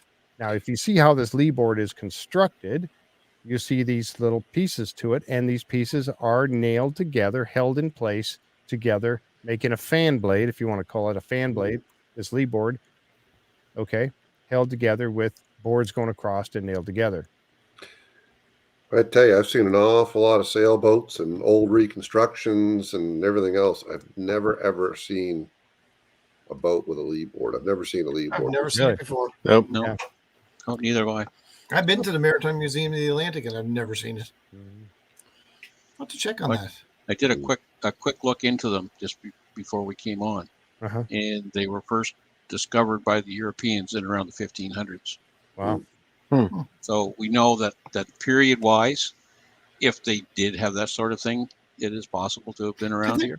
Did they test it to see what the date was on it? I'm sure they will. They haven't yet. I mean, they That did. piece, no. We don't know yet. Yeah. But that would also make an excellent shallow water boat to get into a cove. Absolutely. Yes. Yep. Yes. Absolutely. Perfect. And thank you again to Michelle for bringing that up. That's great detective work. That's exactly why I love the members of our group, which we're almost at 25,000 members in our Facebook group. Still blown away by that. But I tell you, that's why I appreciate you all so very much, because you guys come up with this stuff, this information like this. And this, I think you're spot on with it, Michelle, what this was for. And there would have been one of those on each side of the boat, depending on which way the wind was blowing, which way we were sailing. Right. And there's one of the on the show, every now and then, you know how they always take these old stock footage from somewhere of, you know, the soldiers marching or whatever, or ships out at sea or whatever. There's one that they show the guys, and they're actually pushing a boat, a small skiff, up onto the shore or away from the shore, one of the two, but they're actually in the water and they're pushing it to get it out to water. And you see one of these on the side of it. There's actually one of these, and I remember seeing that. I'll have to see if I can find that picture, and borrow it from Prometheus, and put it on the Facebook page so you guys can check that out. But I think that's spot on that. So good catch, really cool. Then he talked about this piece here too. He was looking at this, and he called it a FID. He called it a FID. An FID or PHID, a FID. And we were talking last week that it was probably a, what did you call that again? Oarlock. Thank you. An oarlock. You'd put that into on the side of your boat with your oars going out, and you'd have a rope that went around this and around your oar, the shaft of the oar, so that, you know, you would have something to pull against, and it would help keep it in place. A thole pin. A thole pin. A thole. TH. Someone send it to me here. Okay. THOLE pin. Okay. Is a thole pin, and what your oars would go into. Okay. Yeah, Right. you would put two or one into where we would typically put the single shaft oarlock, and it would stop your oar from sliding up and down your boat. That would be your lever point. It's compliments of my mom, Susan. All right. All right. Good job, Susan. All right.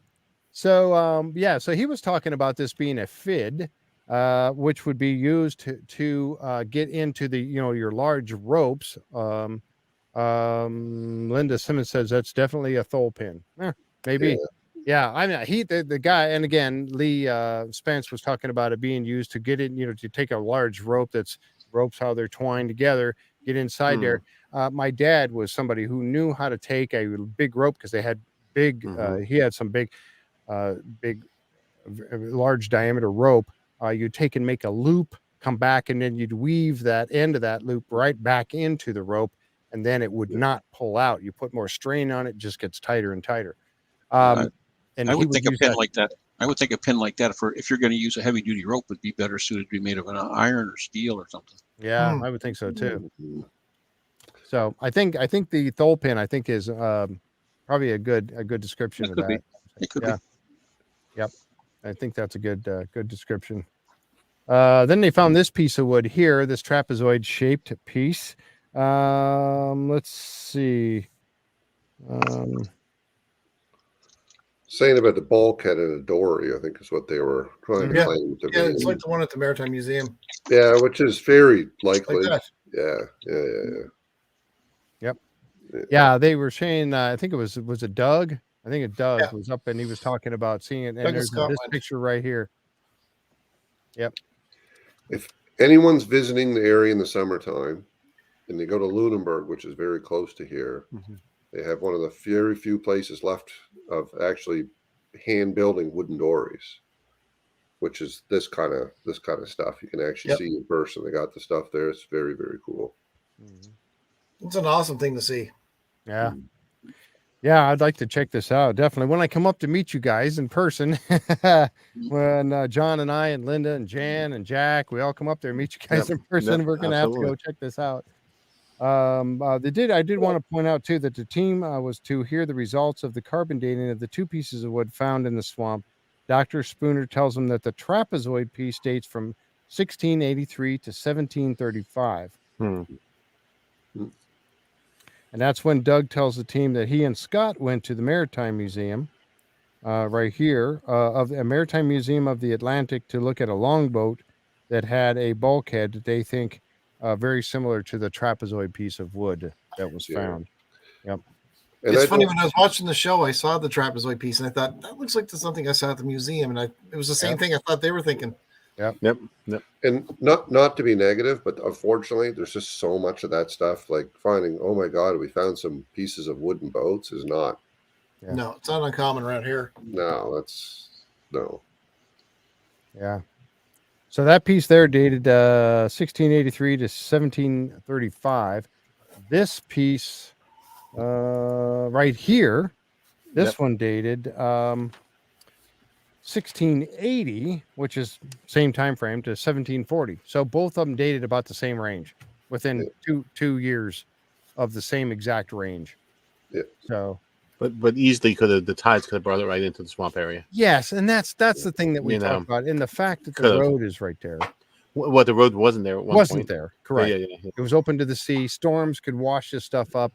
You guys have talked about the fact you could walk a beach and find wood. Same as the Iron Cross being on the beach, and when and where would that have come from? And it's hard to say. And you have the stone road there, possibly to a pier or some kind of place where boats would dock. So, any of this stuff could have washed up. A good hurricane or a nor'easter would have brought this stuff. It brings it all the time.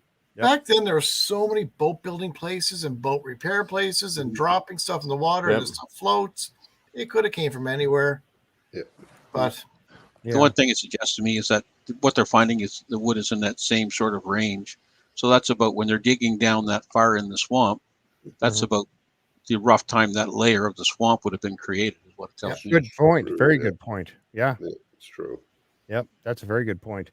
And they were saying some of this they found like 10 feet down in the swamp, in the muck.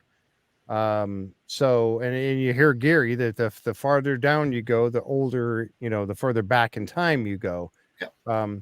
So, and knowing that, and like Colin, you've talked about this before, and Dale, talking about all the shipwrecks and boat wrecks and stuff that have happened over the centuries in that area because of the toughness of getting in.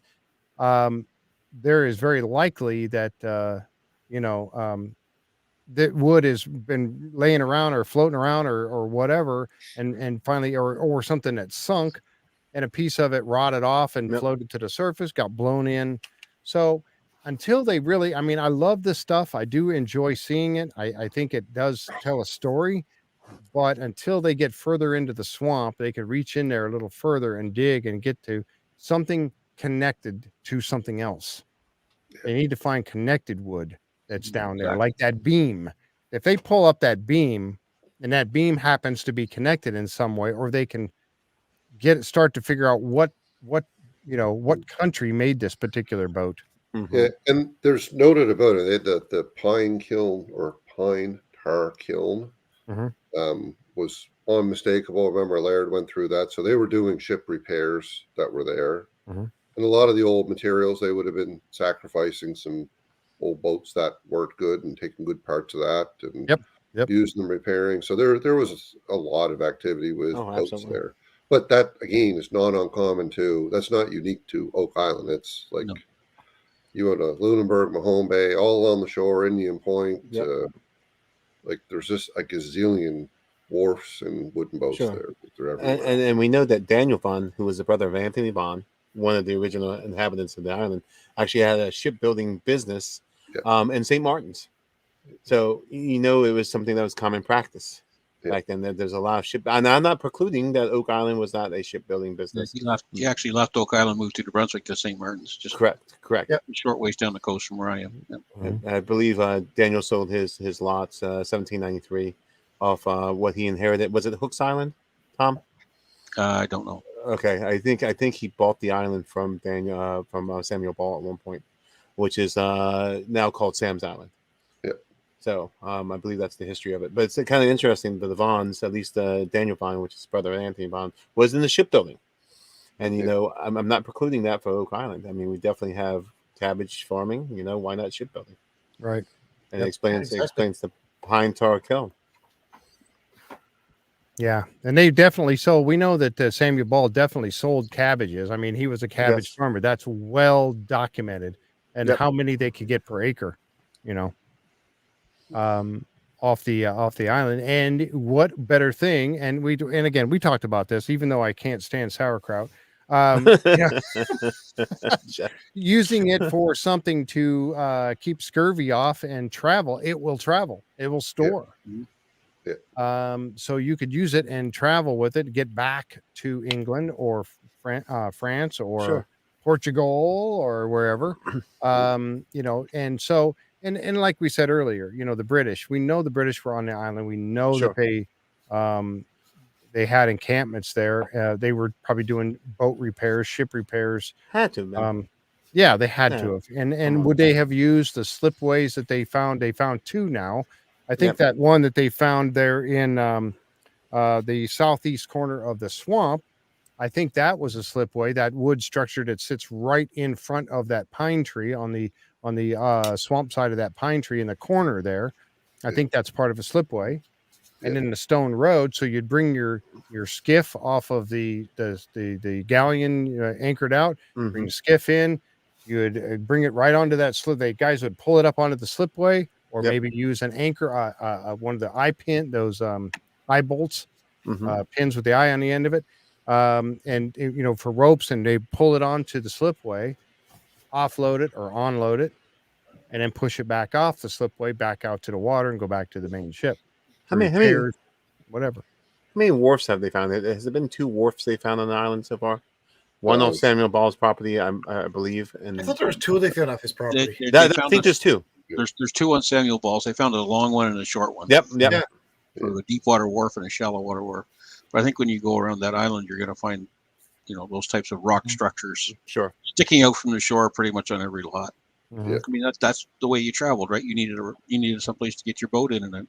Sure. Well, boat was the main way of travel back then. Sure. Yeah, exactly. Boats were like cars. Right. Yeah, unless you were going to walk through the woods, you know. No. A boat was it. And that makes sense, because now you have supplies. You have your cabbages for scurvy. You have probably other supplies that were on the island. You have ship repair, and you have the British, both the British and French, I believe, were on the island at one time. So you know, you and maybe even the Portuguese. You know, so you have activity on the island, and so you're going to need the ship repairs. You're going to need supplies. You're trading with the First Nation at some point, you know, in the history of the island, and you know, we see that because of the relics that they're finding. So you know, there's a huge history there, and how do you explain it? And ship repair, absolutely, it makes perfect sense. Yep, for sure. Yeah. This is you know, there's so much to that, and so and we've talked about that before, guys. You know, that the fact that we know that over the years, so many different groups of people were on Oak Island and doing different things. We know the Mi'kmaq were there, obviously, because they found some pottery. So, you know, so and who actually, but and again, we go back to this whole story of the money pit and the tunnels that were dug and all that. The Mi'kmaq aren't going to do that. They don't care about something like that, in my opinion. Again, it's just my opinion. They don't care about that. I don't think the British or the French cared too much about that either. They're not going to go through that trouble. Not during the 1700s, they're not. That's for sure. Right, exactly. They've got other things on their mind. Yeah, and we know that in the late 1700s, about the time that the money pit was discovered, there were landowners on Oak Island. I don't know how many were living there, but they were landowners. They owned that land. It was divided up in lots at some point. So I'm thinking anything that happened with these tunnels had to be well before that.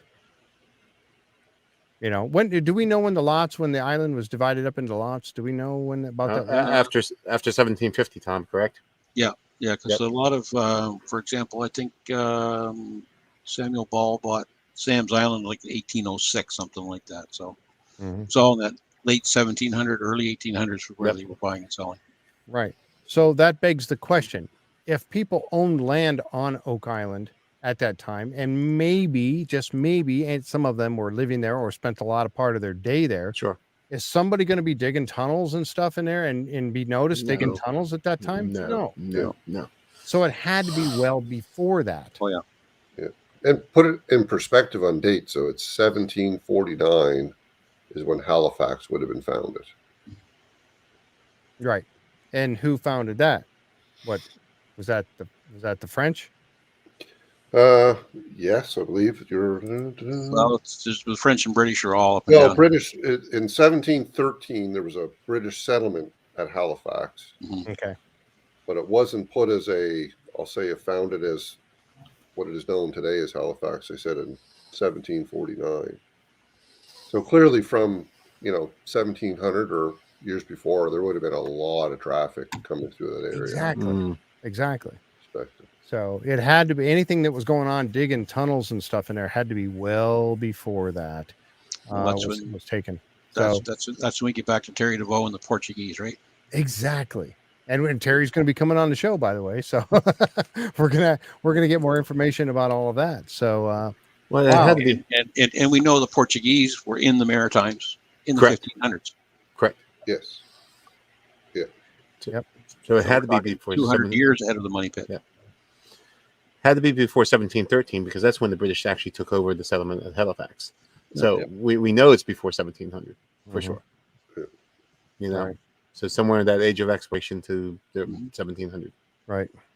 Give or So take. and we found, like I said, we found some dated wood again. Oh boy, more wood. But they found the dated wood back there in Spooner. Dr. Spooner found it Yeah. sandwiched in between the rocks in the original rock platform they found on the north side of Nolan's Peninsula that dated 1220. Yep. So why who was there in 1220? So again, Kate says Kate believes between 1400 and 1600. Yep. Could be right. You could be right. Could go before that even. I don't know. But again, we go back to that, and we're about wrapping up here. We're at about an hour and 48 minutes, so we're kind of winding down here, getting ready to end up the show. But we talked about that before. The Vikings 1220. Yeah, that's a good point, Jen. And again, the height of Templarism, Mhm. 1118-19 to 1307. So that's right smack in the middle of Templarism That's and right. the height of their travels. Right.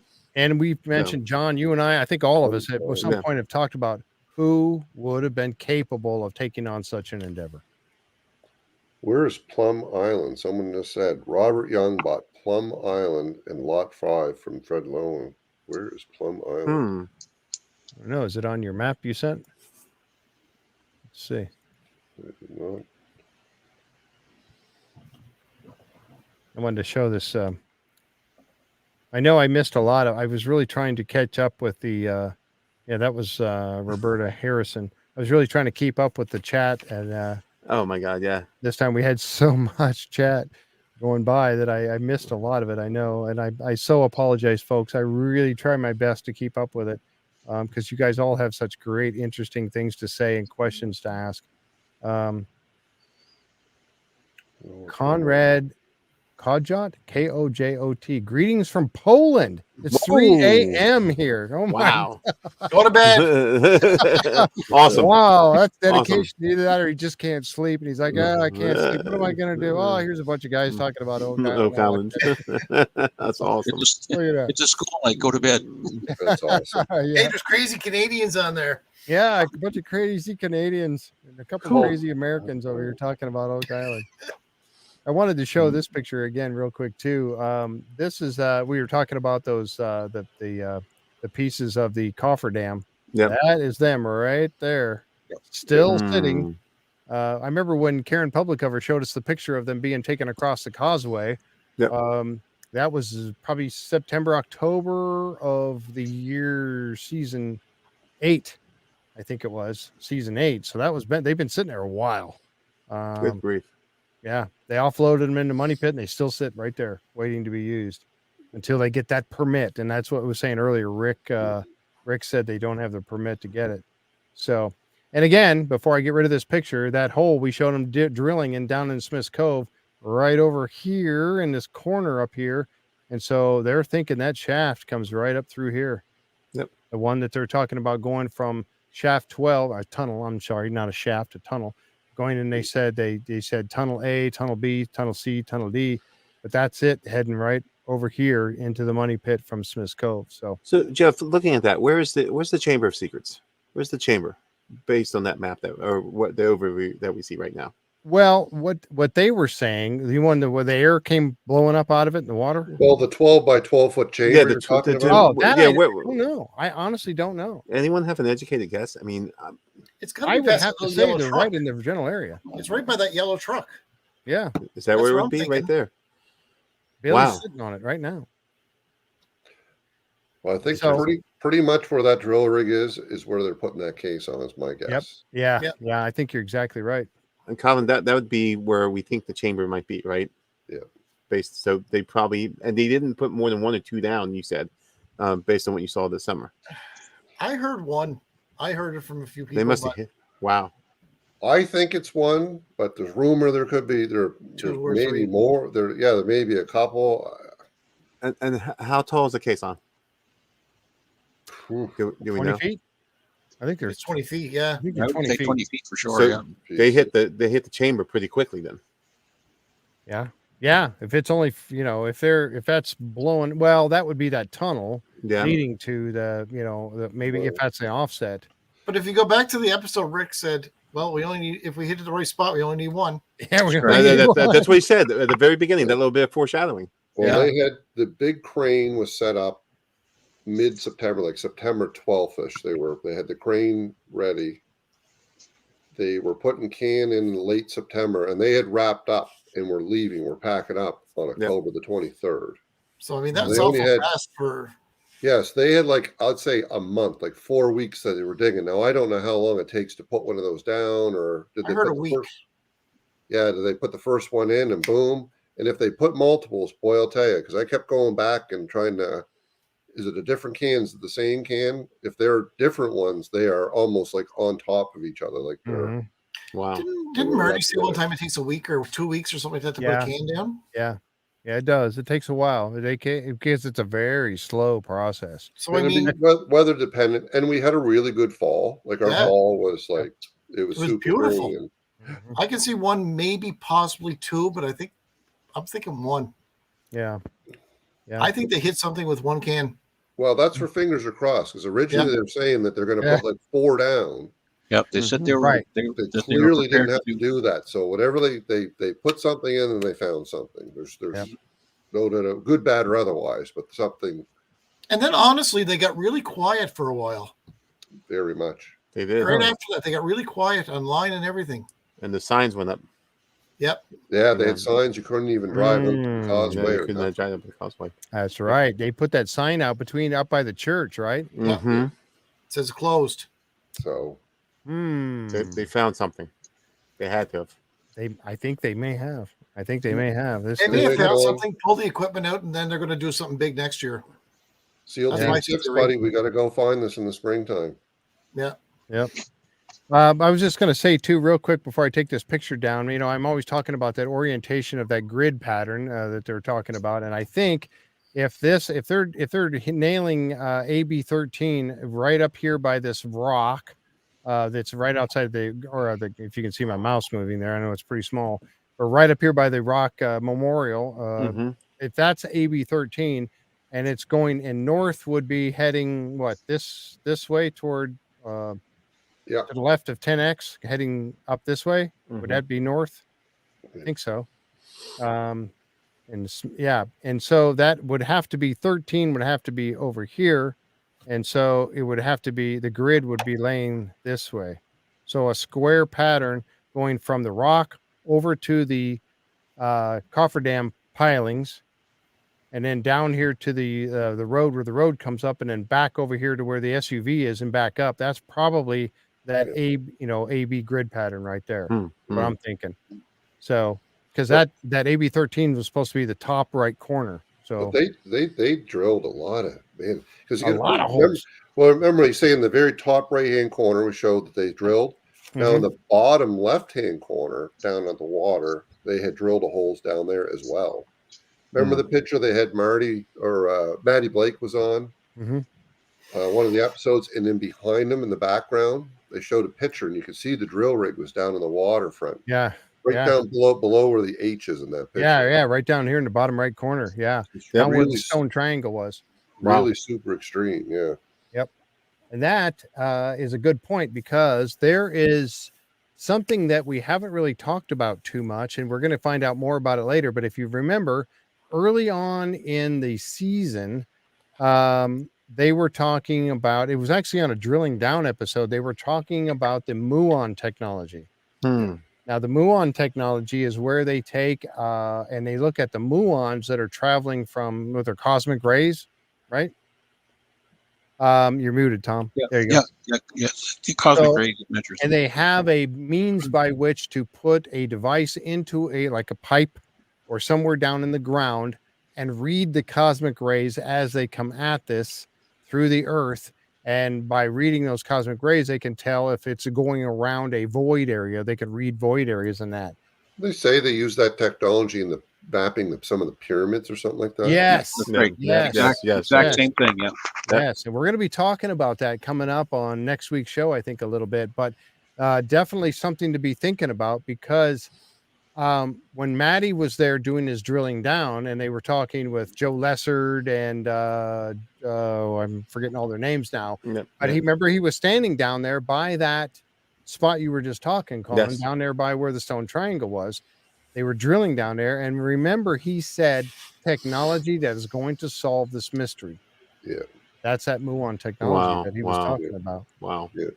So and that could have been what they put at by the water on the Smith's Cove side too. Yep. So gotta get them a sea level view, put them down, and triangulate an underground picture of it. That's going to be like super cool.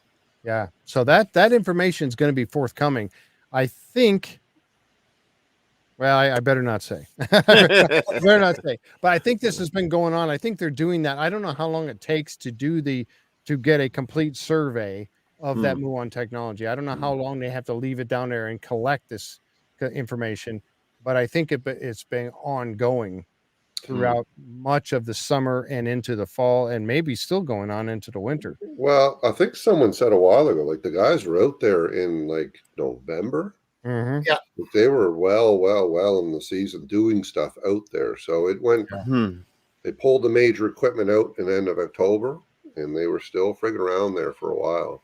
Yeah, you would have to put those sensors in multiple locations to get a cross reference. Yes. Yep. Yes, absolutely. And I think they have been. I really believe they have been doing that on the island, and we're going to get more information about that coming up. So keep that in mind, folks. Yep.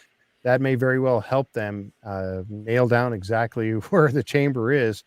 You got all this technology, so by golly, they better come up with something pretty quick, I think. And Jeff, if they did find a chamber there, right, they would have to inform according to the Treasure Trove Act, they would have to inform the Nova Scotian government, wouldn't they? Yep. Immediately, if there was anything archaeological or culturally significant, if they found something, I don't think if they found something, mapping, maybe. No. Well, I'm just saying if they actually put a case on down with the drill, with the chamber is. And then they're mapping it and trying to figure the rest of it out. But at that point, you would have to get all the legal permits, would you not? Mm-hmm. I think it would depend on what's covered under their treasure license. All right. Correct. What they recover may already be covered, right? Yeah. May. Did you see there? Yeah, I was just going to say the titles of the next one. The title of the show's coming up. The Boatload of Clues was the one we just talked about tonight. And you got the Silver Liner. Think about that one for a minute. Go big or go home. I think Tom, what were you calling that one? They should have called it what? Here, you're muted again. He's muted. Go dig or go home. He said. Go dig or go home. That's go dig awesome. or go home. And a dog barking there, so I had to mute myself. That's okay. That's 2-8, and then the premiere of the dig is 2-8. Premiere of the dig. Wow. Now my mind is going here because John said something about a Treasure Trove Act and stuff like that.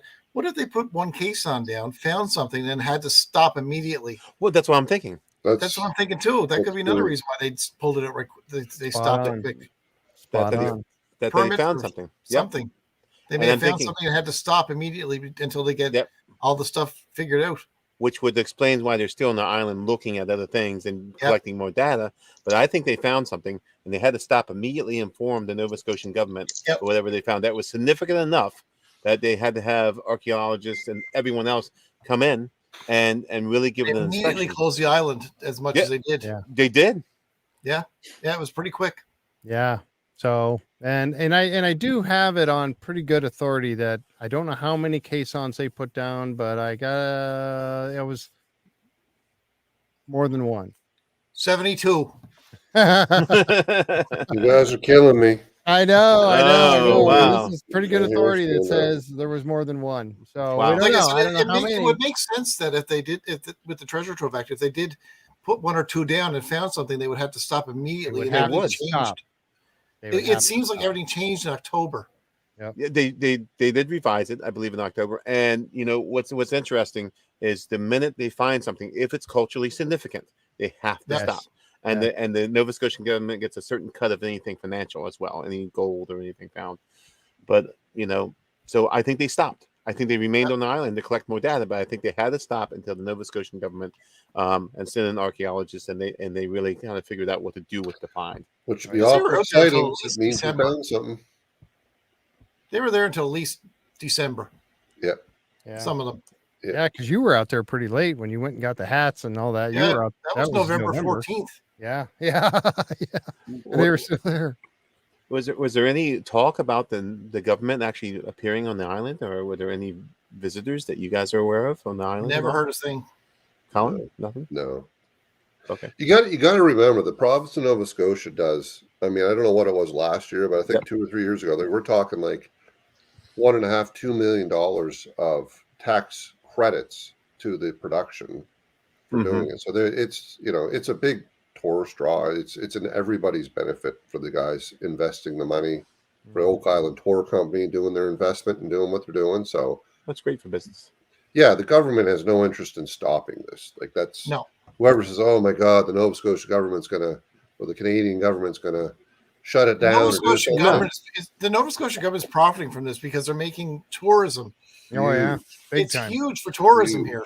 Big time. I mean, they wouldn't want to stop it because the amount of tourism from this and the amount of exposure for our province to 3 million viewers, it's you can't even pay for that. Yeah, COVID has certainly put the crusher death on the last couple of years. Normally, the summertime, you go down to, Mahone Bay and the Mug and Anchor and traveling down Western Shore. It is packed with tourists. Like there's a lot of people from away. Yeah, which is most tourists. And when if I run into tourists here in Halifax, I'll be sitting downtown or something. They always ask, "Where's Oak Island? How far is Oak Island?" It's big. Where's Peggy's Cove and where's Oak Island? Exactly. They get off the ships. That's where we want to go. Peggy's Cove or Oak Island. One of the two. That's where I want to go when I come up there and meet all you guys, and we go. Then we going over for a drink over at the Mug and Anchor. Absolutely. After we get a boat ride, and you can pull the boat right up, Jeff. You sure can. Yeah. Oh, I cannot wait! I cannot wait. And then we're going to do a live show from the Mug and Anchor. Yep. Absolutely. Terrible life. Someone's got to do it. Yep. It's going to be fun. Jeff drunk. Whew. Wow, we had a lot of fun tonight, guys. Thank you so much for being here with me tonight. This was a great night. I had so much fun. This time flew by. We had 100 and some people watching tonight. Wow. Blew a record. So wow, it's been really a lot of fun. And I really, like I said, I really appreciate you guys so very much for being here. John and Colin, Tom, Dale, all of you guys, fantastic. Thank you so much.